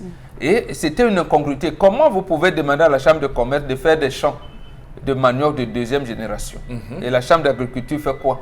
D'accord. Donc, il n'y a pas ce qu'on appelle, je termine par là... Et nous continuons à subir ce contre-coup de ce projet manqué Agropole, puisque pour le riz, nous avons 347 milliards de francs CFA de dépenses d'importation chaque année. C'est énorme. Justement, puisque le projet devait, en janvier 2018, il devait être tout fait, mais la note de conjoncture de la Caisse autonome d'amortissement nous a dit pourquoi ça n'a pas été fait. Il a dit que le gouvernement n'est pas en mesure de bien rédiger les projets. Écoutez-moi l'histoire. Donc, en fait, il a dit, nous avons l'argent, nous ne pouvons pas donner. Parce que le gouvernement, même les projets qui s'engagent à réaliser, n'arrivent jamais à terme. D'accord. Et le Cameroun a pris l'engagement pour chaque projet de contribuer à hauteur de 15%, n'a jamais donné un CRADI. Donc, vous voyez dans quelle situation nous nous trouvons. Il y a ce projet de 100 forages dans chaque région. On rappelle que tout récemment, à l'extrême nord du Cameroun, des enfants sont morts parce que allant chercher de l'eau à des kilomètres. Alors, ce qui est intéressant à signaler, Chalamel, dans cette affaire, c'est la question de la dette. Vous savez que ce projet était censé mobiliser 925 milliards de francs CFA. Et Karine Sontia a cité tout à l'heure les banques auprès desquelles on a contracté près de 500 milliards de francs CFA. Donc la Standard Chartered Bank, l'Ecobank et BGFI Bank, tout ça. Beaucoup d'argent. Et d'ailleurs, le chef de l'État avait senti le coup venir. Lorsqu'il dit ceci, vous devez garder à l'esprit. Il rappelle, vous devez garder à l'esprit que les crédits qui nous ont été consentis devront être remboursés et que la rentabilité des projets dont vous avez la charge en représente la contrepartie. Donc, ces crédits-là devaient avoir pour contrepartie la rentabilité de ces projets. Donc, ces banques ont donné l'argent en espérant que ces projets devaient produire l'argent et venir donc leur permettre d'avoir de l'argent. Si vous avez parcouru ce même discours, M. Eric Fopoussi, vous allez vous rendre compte qu'un peu plus bas, il s'est trouvé joyeux de la découverte des gisements il avait annoncé le diamant de Mobilan. Dans le même discours, il avait annoncé. Est-ce que vous pensez, M. Eric Fopoussi, que parfois ils font ces discours pour juste s'octroyer des faveurs en termes de crédit? On vient de découvrir le diamant à ceci. On vient de découvrir le manganèse là-bas. Prêtez-nous un peu d'argent pour travailler. C'est ça la stratégie, M. Eric Fopoussi. Ils lancent la part, ils savent qu'on va mordre, ils obtiennent leur crédit. Ils s'en foutent du reste, M. Eric Fopoussi. Ils s'en foutent. Rappelez-vous ici qu'il y a une semaine, je vous disais qu'un papin coûtait 100 millions de francs CFA à Yabassi. Pour une usine qu'on devait mettre sur pied. Et donc tout l'argent, le financement avait été décaissé. On a enlevé la première partie, 600 millions de francs CFA. Et il n'y a que 6 papins qui regardent les gens à la pause de la première bière jusqu'à ce jour. Que dire de l'usine de Loé? Que dire de l'usine de poulet de Bafang? Ça avait été confié à des personnes, M. Eric Fopoussi. L'argent avait été décaissé. Que dire de la route Kribi-Lolabé qu'on avait annoncé? Le chemin de fer de Balam. Vous voulez que je vous cite des projets, M. Eric Fopoussi? Il y a plein de projets qu'on a annoncés, M. Eric Fopoussi, pour obtenir des crédits, pour obtenir davantage. Non, ce chemin de fer va nous permettre de faire ici. Je pense que c'était Cam Iron qui avait gagné ce marché. Cam Iron, je pense. Avec Sundance des Australiens. C'était un projet d'enfumage. On a enfumé les Camerounais. Vous allez parler de quoi? Du projet de Piassi. Vous allez parler du Païja. Vous allez parler du Bager-U. Vous allez parler du Pitma. Vous allez parler du Fonich. Combien de ces projets ont encaissé en termes d'argent? Tout cela est inscrit dans la même logique, M. Eric Fopoussi. Tu parles de drainage d'urgence. Oui. Alors, ce que dit le compatriote, et c'est important, et c'est où je vous relance un tout petit peu, c'est qu'ils estiment que le bavardage actuel, tout ce qui se dit actuellement sur la brigade anti-Sardina, le MRC, contribue à camoufler, à nous éloigner de cet échec. Monsieur Eric Fopoussi, j'ai mené une enquête particulièrement, et je vais la conclure bientôt, sur ces ordinateurs, ces 75 milliards qu'on a dépensés pour les ordinateurs. Ça encore, c'était de l'enfumage, monsieur Eric Fopoussi. Faites le tour des universités. Discutez, c'est dans les poubelles. Baladez-vous, vous demandez aux gars qui font les éboueurs. C'est dans les poubelles, c'est jeté. Il faut qu'on pose la question, ministre Jacques Fomendogo. Il faut qu'on commence à poser des bonnes questions aux gens aujourd'hui. Oui, je suis d'accord avec cet internaute qui a plus que raison. Il est dans le vrai, monsieur Eric Fopoussi. On nous endort, on nous berne, on nous zombifie le cerveau avec les histoires de Camp est monté, là-bas c'est parti à gauche. Le Cameroun a des problèmes plus intenses que ça. Ça, il faut qu'on nous réponde, monsieur Lifoposi. Si on avait eu des élus, si on avait eu des élus de la nation, pas des élus des régions, c'est aux élus des nations qui devaient s'asseoir, qui devaient interpeller lors de cet interrogatoire, qui devaient poser à chaque ministre, vous avez promis ci, vous avez reçu ça. Qu'est-ce que vous avez fait de cela? Non, c'est une chambre d'enregistrement. C'est la raison pour laquelle cet internaute, il a raison. On nous berne l'esprit, on nous amène sur des sujets autres que ce que nous avons besoin. Le peuple a besoin d'avoir des comptes rendus. Il faut qu'on ait le compte rendu sur l'argent décaissé, parce que ce n'est même pas nous. Ce n'est même pas nos enfants. Ce n'est pas nos petits-enfants, monsieur Lifoposi. C'est les petits-enfants de nos petits-enfants qui vont continuer à rembourser toutes ces dettes qu'on est en train de nous tuer. 925 milliards de francs. Seulement, le Cameroun est hyper endetté. Pour ce projet, oui, si particulièrement. Le Cameroun est il y a d'autres projets. Je parle de ce projet, le plan d'urgence triennal uniquement, qui était prévu, je rappelle, de 2015 à 2017. Nous sommes en 2019, 2 ans après.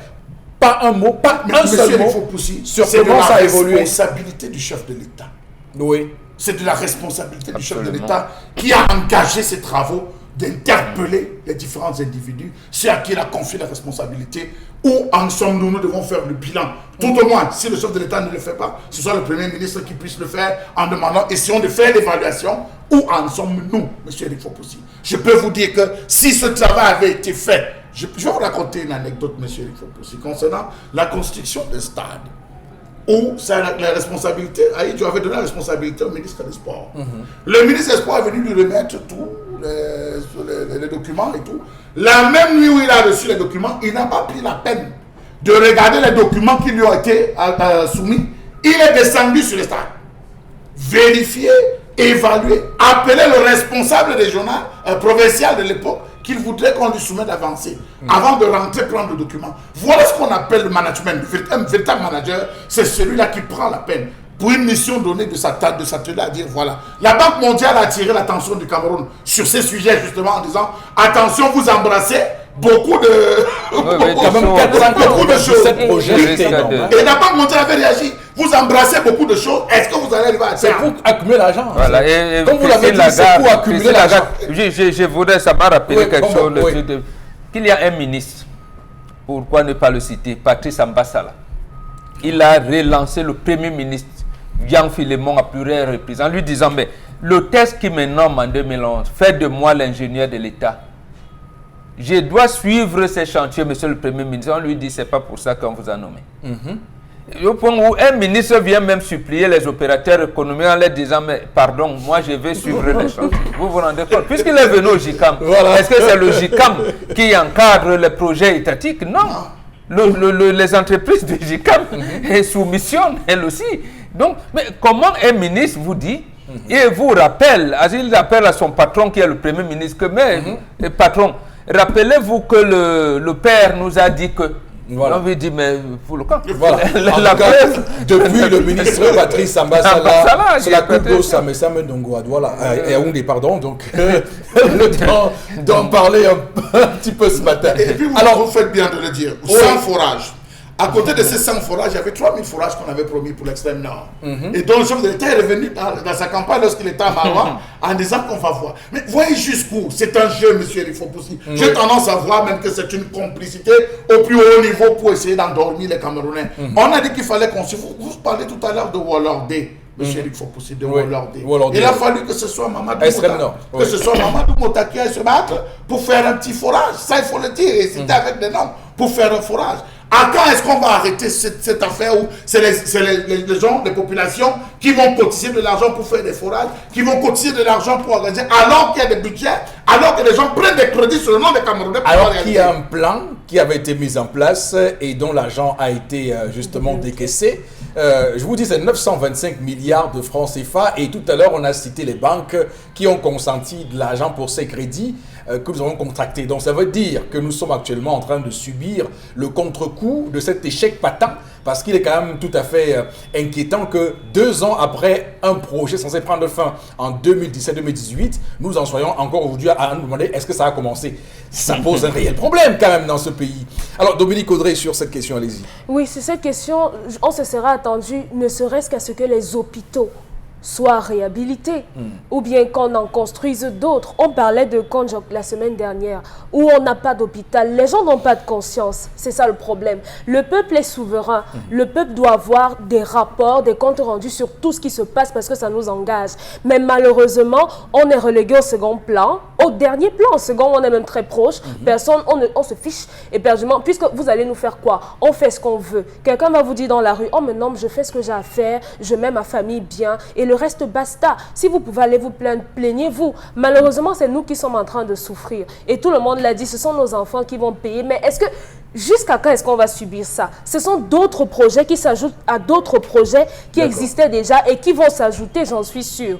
Vraiment, on ne peut pas continuer comme ça. D'accord.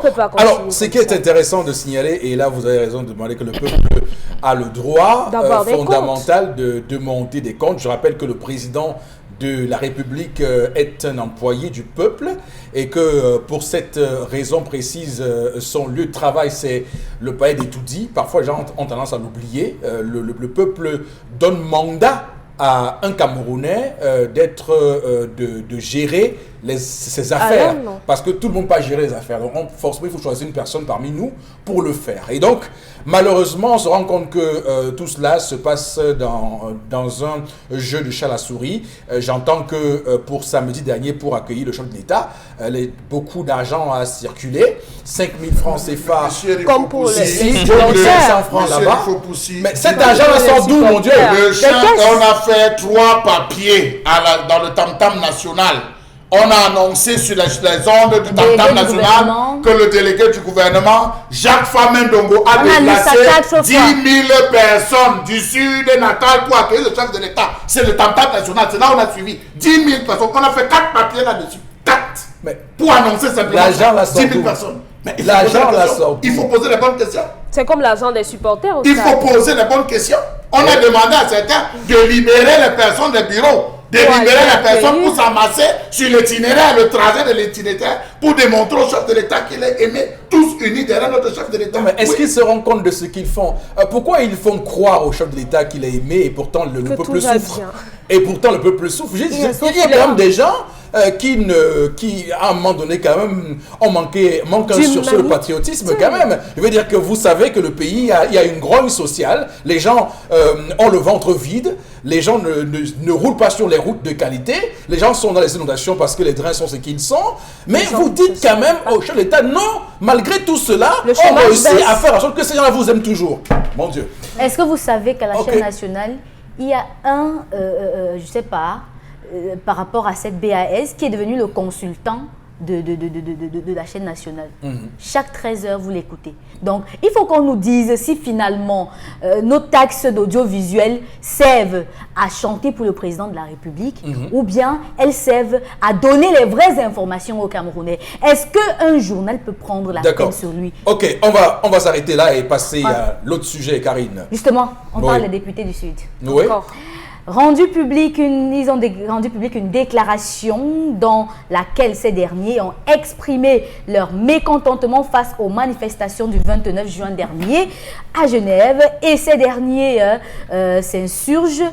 Ils n'ont pas oublié de saluer notamment le président de la République pour la hauteur qu'il garde face à ces actes-là. Mais ils ont insisté sur le fait que nul n'a le monopole de la violence, tant sur la place internationale qu'à l'intérieur de nos frontières.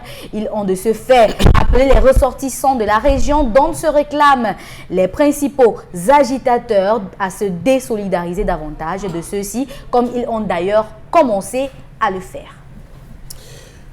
Alors, nous pensions que dans ce pays, nous avions touché le fond et qu'on ne connaîtrait plus de niveau aussi bas que bas.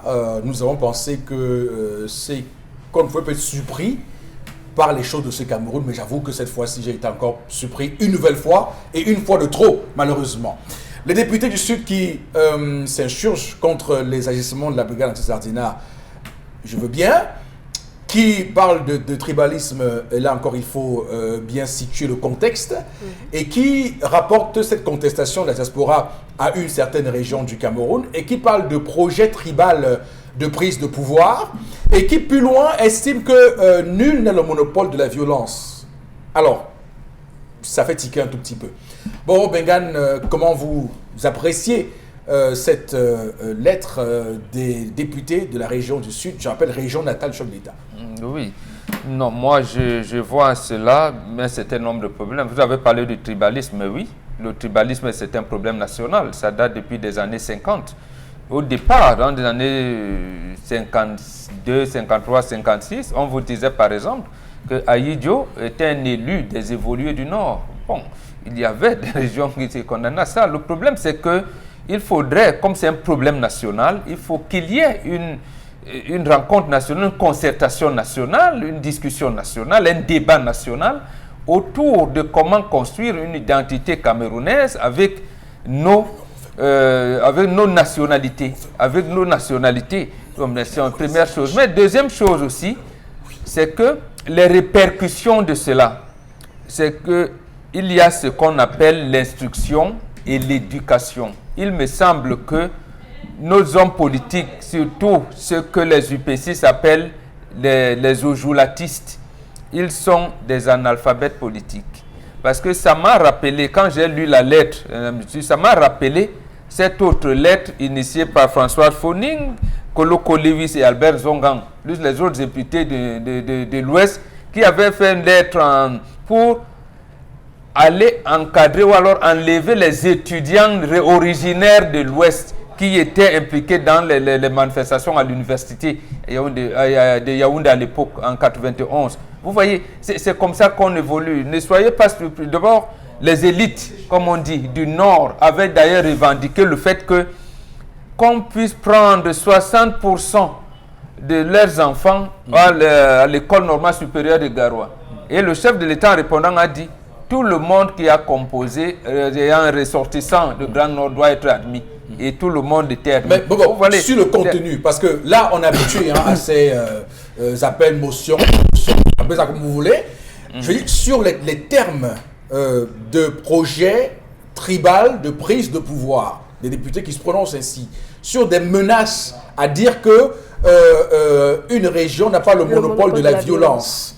Sur ces termes-là, quand même, est-ce qu'il n'y a pas des choses, des éléments nouveaux à relever et qui peuvent en réalité être considérés comme des discours pré-génocidaires? Non, le seul élément nouveau de mon point de vue, c'est que leur consensus, je veux parler des élites, parce que ça aussi, il faudrait le dire, les élites n'ont pas vocation à développer le pays. Ils nous amènent dans ce que notre internaute disait tout à l'heure, c'est-à-dire qu'ils nous empêchent la construction nationale. Ils se réunissent entre élites de chaque région pour se partager les biens de ce pays. Et ils vous envoient comme ça des termes qui vont, j'allais dire, comme vous avez dit, et vous avez raison, qui vont envenimer la situation. Mais eux, à un moment donné, vont s'entendre. Ils vont s'entendre et ils vont manipuler, profiter de ça pour manipuler la population. Et vous allez dire que les élites là, lorsque le chef de l'État va les appeler, vont encore se retrouver. Je veux dire, ça peut être ici comme député, ça peut être comme opérateur économique, ça peut être comme tel, comme tel. Ils vont se retrouver. Et ce concept d'élitisme ne développe pas. D'abord, c'est un concept qui est né au milieu du 19e siècle en Italie, lorsque la bourgeoisie avait renversé l'aristocratie du pouvoir. La même bourgeoisie était menacée par une population qui était impliquée des idées marxistes. Avec la volonté de perdre le pouvoir, je veux dire la peur de perdre le pouvoir les a amenés à créer ce concept d'élite. Pour dire que non, vous avez les gens qui vous représentent, alors qu'il n'en est rien. Donc moi, je ne vois pas, parce que quand ils vont prendre les autres élites avec lesquelles ils se partagent le gâteau national, ils vont aussi sortir, mais ils vont se retrouver. Ils vont se retrouver pour... parce qu'ils savent très bien que, en fait, c'est vrai, vous avez raison, moi aussi, ça peut péter à tout moment. Ça peut péter à tout moment. Or, ils se retrouvent à Yaoundé. D'accord. Bon, Chalamel, justement, on est sur les conséquences que peuvent avoir ce type de discours sur un pays comme le Cameroun, avec ces personnes qui jouent un tout petit peu avec le feu, qui dessinent le diable sur le mur. On voit très bien que derrière, il y a une volonté de préserver ces prébendes, de préserver les avantages que nous avons grâce au système. Mais là, on est comme un fusil qui tire sur tout, qui est apeuré, un fusil qui a peur. Des gens qui ont peur de perdre leur privilège. Monsieur Eric Fopoussi, vous dites jouer avec le feu. Non, ils ne jouent plus avec le feu. Ils ne sont plus en train de jouer avec le feu. Ils cherchent comment lancer le feu. N'ayons pas peur de dire les mots, ils cherchent comment lancer le feu. À l'entame de l'émission, j'ai posé la question de savoir quelle est la différence qui existe entre une élite et un élu du peuple. Alors si aujourd'hui, celui qui est censé être l'élu de la nation, du peuple, qui de manière souveraine a reçu l'onction de ce peuple pour aller le défendre, se lève pour dire « Je ne me reconnais plus dans ce peuple, mais je me reconnais dans X ou Y » individu, ça devient grave. Fut-elle une institution, monsieur Eric Fopoussi? Parce que le président de la République est une institution. Je m'attends depuis des années à ce que le chef de l'État dise que arrêtez-moi ça. Je n'ai pas besoin de ces motions de soutien, je n'ai pas besoin de ces reprises identitaires. Que son excellence Paul Biya lui-même se lève aussi pour dire que, dis-donc, arrêtez-moi ces histoires. Ça n'aide pas à construire le Cameroun. Mais non. Silence radio. Ça passe comme il est à la... Oui, le silence du président, ça passe comme il est à la poste. Or, si le chef de l'État l'avait fait, je vous assure que ça aurait passé. Maintenant, donc c'est sa responsabilité. C'est de la responsabilité du chef de l'État. Absolument. Oui. Rappelez-vous, vous nous disiez ici dans le cadre d'une émission qu'il y a un jeune président qui avait demandé qu'on ne mette plus ses photos, on ne mette pas ses photos dans les bureaux. C'est vous qui l'avez dit. Oui, bien sûr. Qui avait demandé qu'on ne mette pas ses photos dans les bureaux.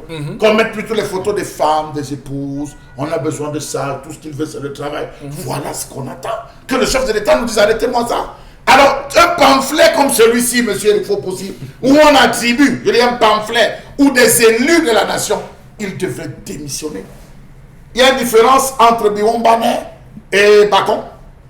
Il y a une différence entre Vangan et je ne sais pas moi quoi, Bama. Il y a une différence entre Long, entre Lobo, entre Monatele et l'Ouest. Mais non, monsieur Eric Fopoussi, ces populations souffrent. Elles souffrent autant que tout le monde souffre, que l'Est souffre, le Nord, le Mungo souffre. Quand on dit aujourd'hui quelle population se reconnaît à travers ces personnes, monsieur Eric Fopoussi, ces élus-là, ils descendent dans leur village, faites le tour du Sud, vous allez vous rendre compte que c'est des gens qui construisent leurs maisons, c'est des gens qui bâtissent leurs châteaux, qui ont leur domaine. La population ne compte pas. Ils ont des générateurs 1000 kVA qui n'éclairent que leur maison, pas la maison des voisins. La route ne quitte que de l'axe principal pour chez eux, monsieur Eric Fopoussi. Alors qu'on arrête de venir en fumant en disant les élites, non, ce n'est pas les élites, ce n'est pas les populations qui vous ont mandaté. Non, je dis pas, ce n'est pas les populations du Sud qui les ont mandatés. C'est des conflits. Et ça va qui tenir leur fonction de député. Merci, vous avez compris. Donc ils sont dans leur lobby, ils sont en train de jouer leur jeu, ce n'est pas les populations. On a soulevé la question du Sud Cameroun, monsieur Eric Fopoussi. Il n'y a pas d'école comme on croit avoir l'école. Il y a le même problème d'exode rural. Il y a le même problème de recherche d'emploi. Il n'y a pas d'eau, monsieur Eric Fopoussi. Vous dites que ce sont ces populations, c'est ce groupuscule justement qui tue ce pays. D'accord. Tant que le peuple ne va pas se lever pour dire, nous voulons des vrais élus. Des vrais élus de la nation, pas des élus des régions, pas ceux-là qui se cachent derrière un repli identitaire, parce que c'est mauvais, monsieur Eric Fopoussi. Vous ne le voyez pas venir. On a commencé à le condamner avec les élites. Je pense, et nous ici, on avait condamné les différentes sorties des élites. Mais si ça vient déjà que c'est des élus, c'est des députés, alors commençons à nous préparer. Ok, donc un mot aussi pour vous et on termine rapidement sur ce sujet. La semaine dernière, on a fustigé le fait que les élites de l'Ouest soient sorties. Et en tenant, bon, ce n'était pas les mêmes propos, ils ont demandé à leurs ressortissants d'être un peu modérés. Mais ceux-ci laissent entendre que si c'est rien que pour la violence, que ce soit à l'extérieur ou à l'intérieur, je suis pas d'accord. Les élites ont tiré sur leur... Voilà. Donc, ce n'est pas... Ça, c'est l'aide ne vient que prendre ce que les élites, eux, ont mis dehors. C'est tout. Je ne vous ai pas bien compris, monsieur. Les élites continuez votre développement. Oui, ce que je dis, c'est que de la même manière qu'on a condamné que les élites de l'Ouest l'ont fait, ceux du Sud, ce sont les députés. On ne peut pas dire que ce soit les élites qui les font. Ils sont en train de diviser les gens quasiment. Mais je salue le fait qu'il y ait l'un des leurs qui ne se soit pas engagé, associé à cette histoire. Ça veut dire que lui, au moins, il a un peu de jugeote, un peu de raisonnement et il sait que vraiment ça, c'est un de Martin copains. Yono, Copains, copines. Bon, il est connu aussi pour ses... Il était malade. Il est connu pour Non, c'est prise de position. pour non, ses iconoclastes, tout à fait. donc il est habitué à des prises de position iconoclastes, il est habitué à ça. Ouais. Alors, je dois également, pour être S'encourager. complet, signaler évidemment que le Cameroun est un et indivisible. On poursuit le sujet. Tapis rouge dans le Bamboutous. Bamendjinda, je pense que je prononce Bamendjinda. Bamendjinda. Ce week-end, pour accueillir le ministre des Travaux publics. Voilà, dans les images que nous avons retrouvées sur la toile, sur les réseaux sociaux, on voit très bien un tapis rouge posé sur un sol boueux. Aux côtés du tapis rouge des partisans du Rassemblement démocratique du peuple camerounais, une image que les internautes n'arrivent pas à expliquer. Pour certains, il s'agit du ridicule, pour d'autres, c'est un mystère. Alors, ce qui est intéressant dans le système du renouveau, le système du chef de l'État, c'est que chaque ministre se comporte comme un petit chef de l'État quand il est dans son village. Dans son village. Je veux dire que c'est... Je veux dire que... Non, mais écoutez, Chalamel, non, mais je suis pas à d'accord. quoi renvoie ce tapis tapis rouge? rouge. Est-ce qu'on ne met le tapis rouge que lors des visites officielles? Oui, mais je veux dire que... Était-ce une visite Non, officielle? même visite officielle, la tapis On peut avoir rouge des sur la tenues boue. de Attention, quand même. circonstance. Mais construisez les routes. Mais construisez les... Le ministre qui doit le faire, c'est même lui. Et c'est même le C'est à ministère. lui de le faire. Voilà. Alors, vraiment, quelques secondes chacun, il ne faut pas trop parler. Alors, je commence Non, par vous. c'est ce que je vous disais tout à l'heure en quelques mots, que les élites n'ont pas vocation à développer. Donc, ça veut dire qu'ici, est-il venu comme élite de l'Ouest ou comme ministre de la République? Comme ministre de la République, il devrait avoir le même type de comportement qu'Ambassala. En lui disant, parce que lui maintenant, c'est lui l'ingénieur de l'État. Voilà. En lui disant, il sait bien que il devait donc venir avec les tchantchous, comme on a dit, en disant que, non, au moins pour tromper le peuple, en disant que moi-même je peux marcher sur la boue, ça ne me laisse pas. Donc j'essaie, mais comme l'État n'a pas l'argent, mais il leur dit, le serpent ne mord pas les pneus de la voiture. C'est ça qu'il veut leur dire, que comme vous êtes dans la boue, moi-même dans la boue, je mets le tapis rouge et roule dessus. Non, C'est ça qu'il veut dire là. Quand même, il veut dire que l'image ici est... C'est vrai que c'est le coordonnateur, tout ça, RDPC dans le Bambouto, ça c'est vrai. Mais quand même, quand on regarde cette image avec ces gens qui mettent les drapeaux du RDPC, mais il se comporte comme un petit président. Mais c'est ce que je vous dis. Il a dit, je n'ai pas le droit de piétiner la boue. La boue, c'est pour vous. Même comme j'ai la charge de faire les routes de ce pays, je ne vous en donne pas et je ne piétine pas la boue. Donc, c'est tout. Encore que si vous n'avez pas vu toutes les images, sur le tapis, il est seul. Si vous le voyez, j'ai des autres images, sur le tapis, il est seul, monsieur Eric Fopoussi. Il est seul et à un moment donné, il est rejoint par le sénateur. Il est rejoint par le sénateur de Bamboutos qui le rejoint par la suite. Mais il est seul. Donc comme si instruction avait été donnée que ce soit lui seul qui marche sur ce tapis. Mais franchement, il faut se poser quand même des bonnes questions. Merci quand même Bombok. Merci à Bombok d'avoir savamment développé. Mais ce tapis rouge, monsieur Eric Fopoussi, ce tapis rouge dénote vraiment la différence qui existe. Il veut démontrer aux autres parce que ce jour, il y avait les opérateurs économiques. Ce jour-là, il y avait leur majesté. Ce jour-là, il y avait d'autres. Les majestés qui étaient présents, M. Rifopoussi, sortis de Bafunda, sortis de Bamessingue, sortis, n'ont pas pu marcher sur ce tapis, M. Rifopoussi. Il n'y a que lui qui a marché. Il veut s'élever. Et je suis d'accord avec Bombok pour dire, je ne touche pas la boue, je ne marche pas sur la boue. Tant pis pour vous, vous êtes dans la boue. Donc, il faut à un moment donné qu'on arrête ce type de considération. Malheureusement, on presse dans le désert, M. Eric Fopoussi, parce que malheureusement, on presse dans le désert, parce que l'arrivée d'un ministre comme lui, dans une zone comme celle-là, elle est précédée des billets claquants, elle est précédée des, comment vous appelez ça, des pressions un peu partout, elle est précédée d'animation. Voilà. Voilà, alors Dominique Audrey, allez-y aussi, un mot là-dessus quand même, un peu de commentaire. Bah, que dire si ce n'est que c'est laid, monsieur Fopoussi. Comment on met le tapis sur la boue? Moi, j'ai toujours trouvé que les personnes qui nous gèrent sont trop coincées. Vous voyez? Comment est-ce qu'on va aller dans la boue, dans un village avec un costard, une chaussure? Pourquoi ne pas mettre des bottes? Pourquoi ne pas avoir une tenue de circonstance? Ça ne fait pas de vous moins que... ça n'amoindrit pas de vous mettre au même niveau que les autres. Moi, je n'ai pas grand-chose à dire là-dessus. Hein. Ok, on va s'arrêter là. Voilà l'état du pays tel que vu sur les réseaux sociaux, on va dire qu'un état du pays quand même assez inquiétant.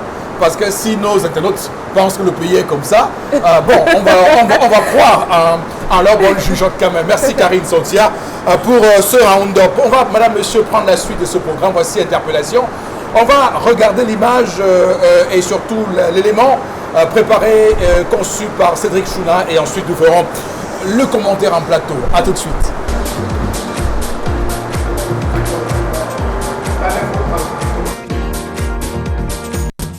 Les Camerounais manquent de l'eau potable. L'électricité, on coupe la lumière à tout bout de chemin. Les appareils des gens sont foutus en l'air et ils ne peuvent pas revendiquer parce que ce sont des macrostructures. Quand on va dans les zones un peu reculées, comme dans l'extrême nord, au nord et par-ci par-là, il n'y a pas les écoles. Les enfants fréquentent sous l'arbre. Ils font l'école sous l'arbre, ni des toitures, rien. Mais attends, nous nous rendons compte, un président fait le sourd d'oreille. Je me demande si les Camerounais, s'ils comprennent vraiment le problème des Camerounais, il fait le sourd d'oreille à tout ça. Il préfère aller se mettre à l'aise dans des hôtels huppés, des hôtels de luxe qui sont loin de la portée du Camerounais le plus misérable, le Camerounais le plus pauvre. Franchement, ça fait mal. Lorsque nous, les Camerounais, nous pauvres Camerounais, il ne sait même pas là où il est là, il ne sait pas comment nous faisons au quotidien pour pouvoir s'en sortir, pour pouvoir vivre. Les Camerounais vivent un ras-le-bol. Nous avons le ras-le-bol. Les Camerounais sont... Lorsqu'on dit que les anglophones marchent dans la rue, ils sortent les armes, ils entrent en brousse, non. Les Camerounais nous n'avons pas un problème de tribalisme, nous avons un problème de vie, un problème de bien-être. Les Camerounais veulent se sentir à l'aise.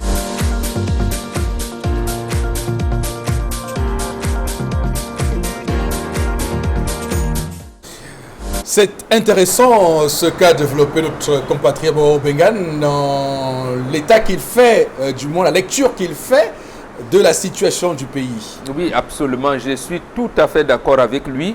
Et ça me rappelle justement, c'est l'une des sorties du chef de l'État en 1990, après que les Lions indomptables aient atteint le stade de quart de finale de la Coupe du Monde en Italie.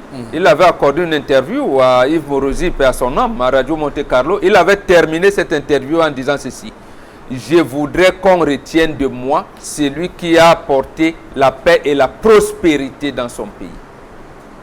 Est-ce que s'il partait là maintenant, il met encore long parce qu'il n'a pas apporté la paix et la prospérité? Est-ce que nous avons le droit, comme ces citoyens, de lui poser ces questions?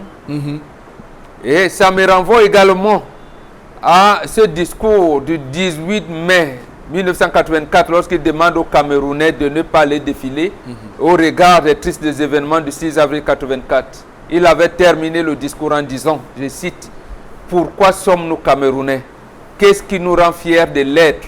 Quel Cameroun voulons-nous pour nos enfants ?» Donc je pense que lui qui a prêté serment, je pense 6 ou 7 fois déjà, il devrait aujourd'hui, pour ça que je partage le point de vue de ce compatriote, nous dire que, mais, ces compatriotes, comme disait Charles Hamel, cessez-moi ces discours tribalistes-là. Je ne suis pas le président d'une région. Je suis le président des Camerounais. Voilà. Vous m'avez menti. J'ai procédé au glissement des dates par-ci, au glissement de ceci par-là. Maintenant, le projet arrête marche. J'ai fait un gouvernement de 10 personnes maintenant.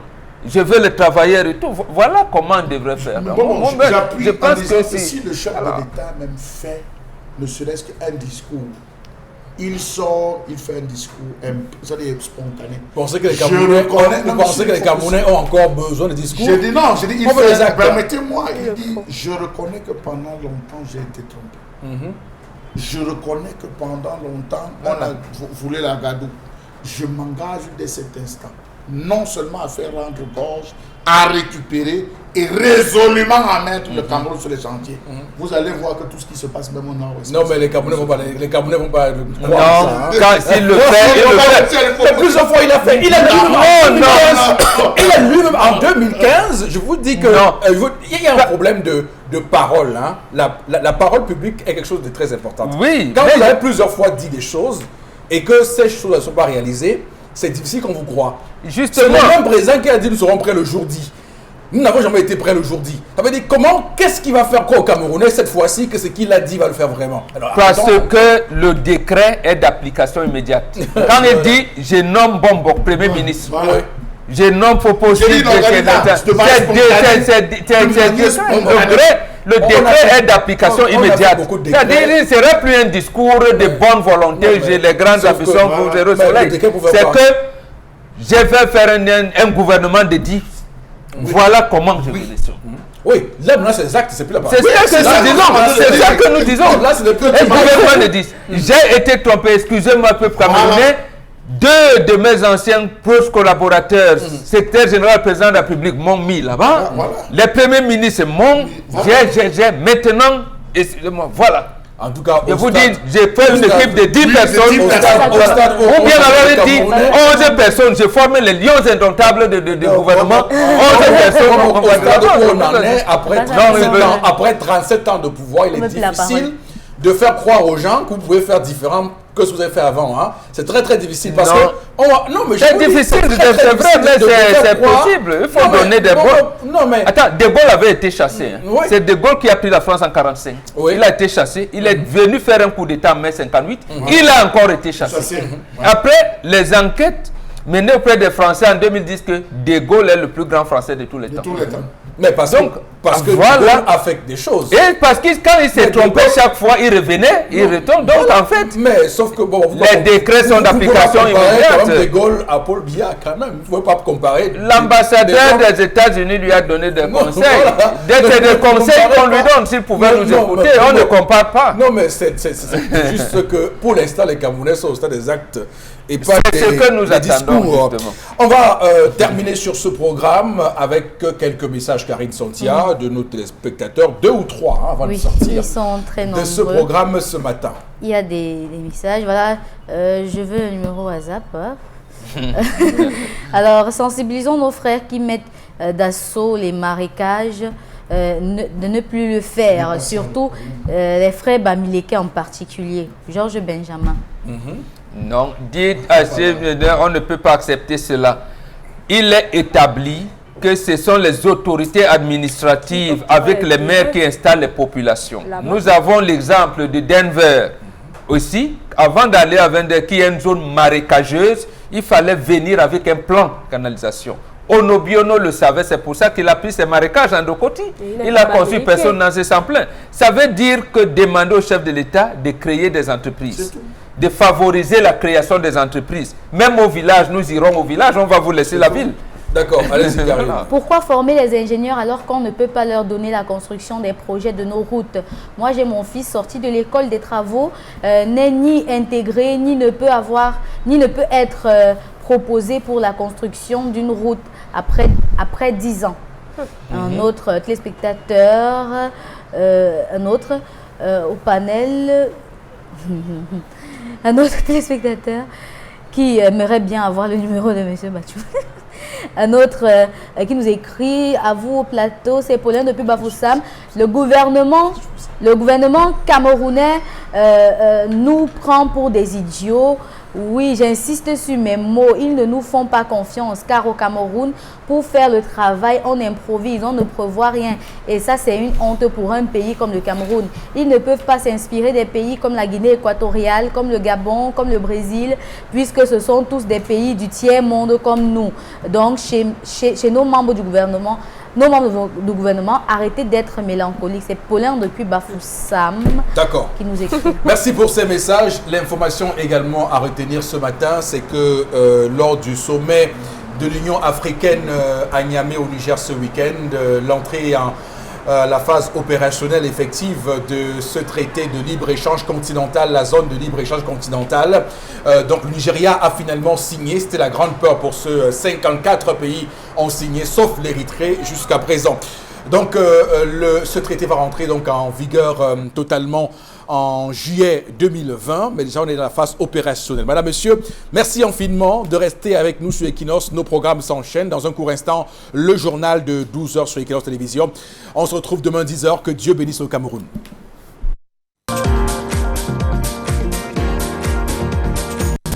Les Camerounais manquent de l'eau potable. L'électricité, on coupe la lumière à tout bout de chemin.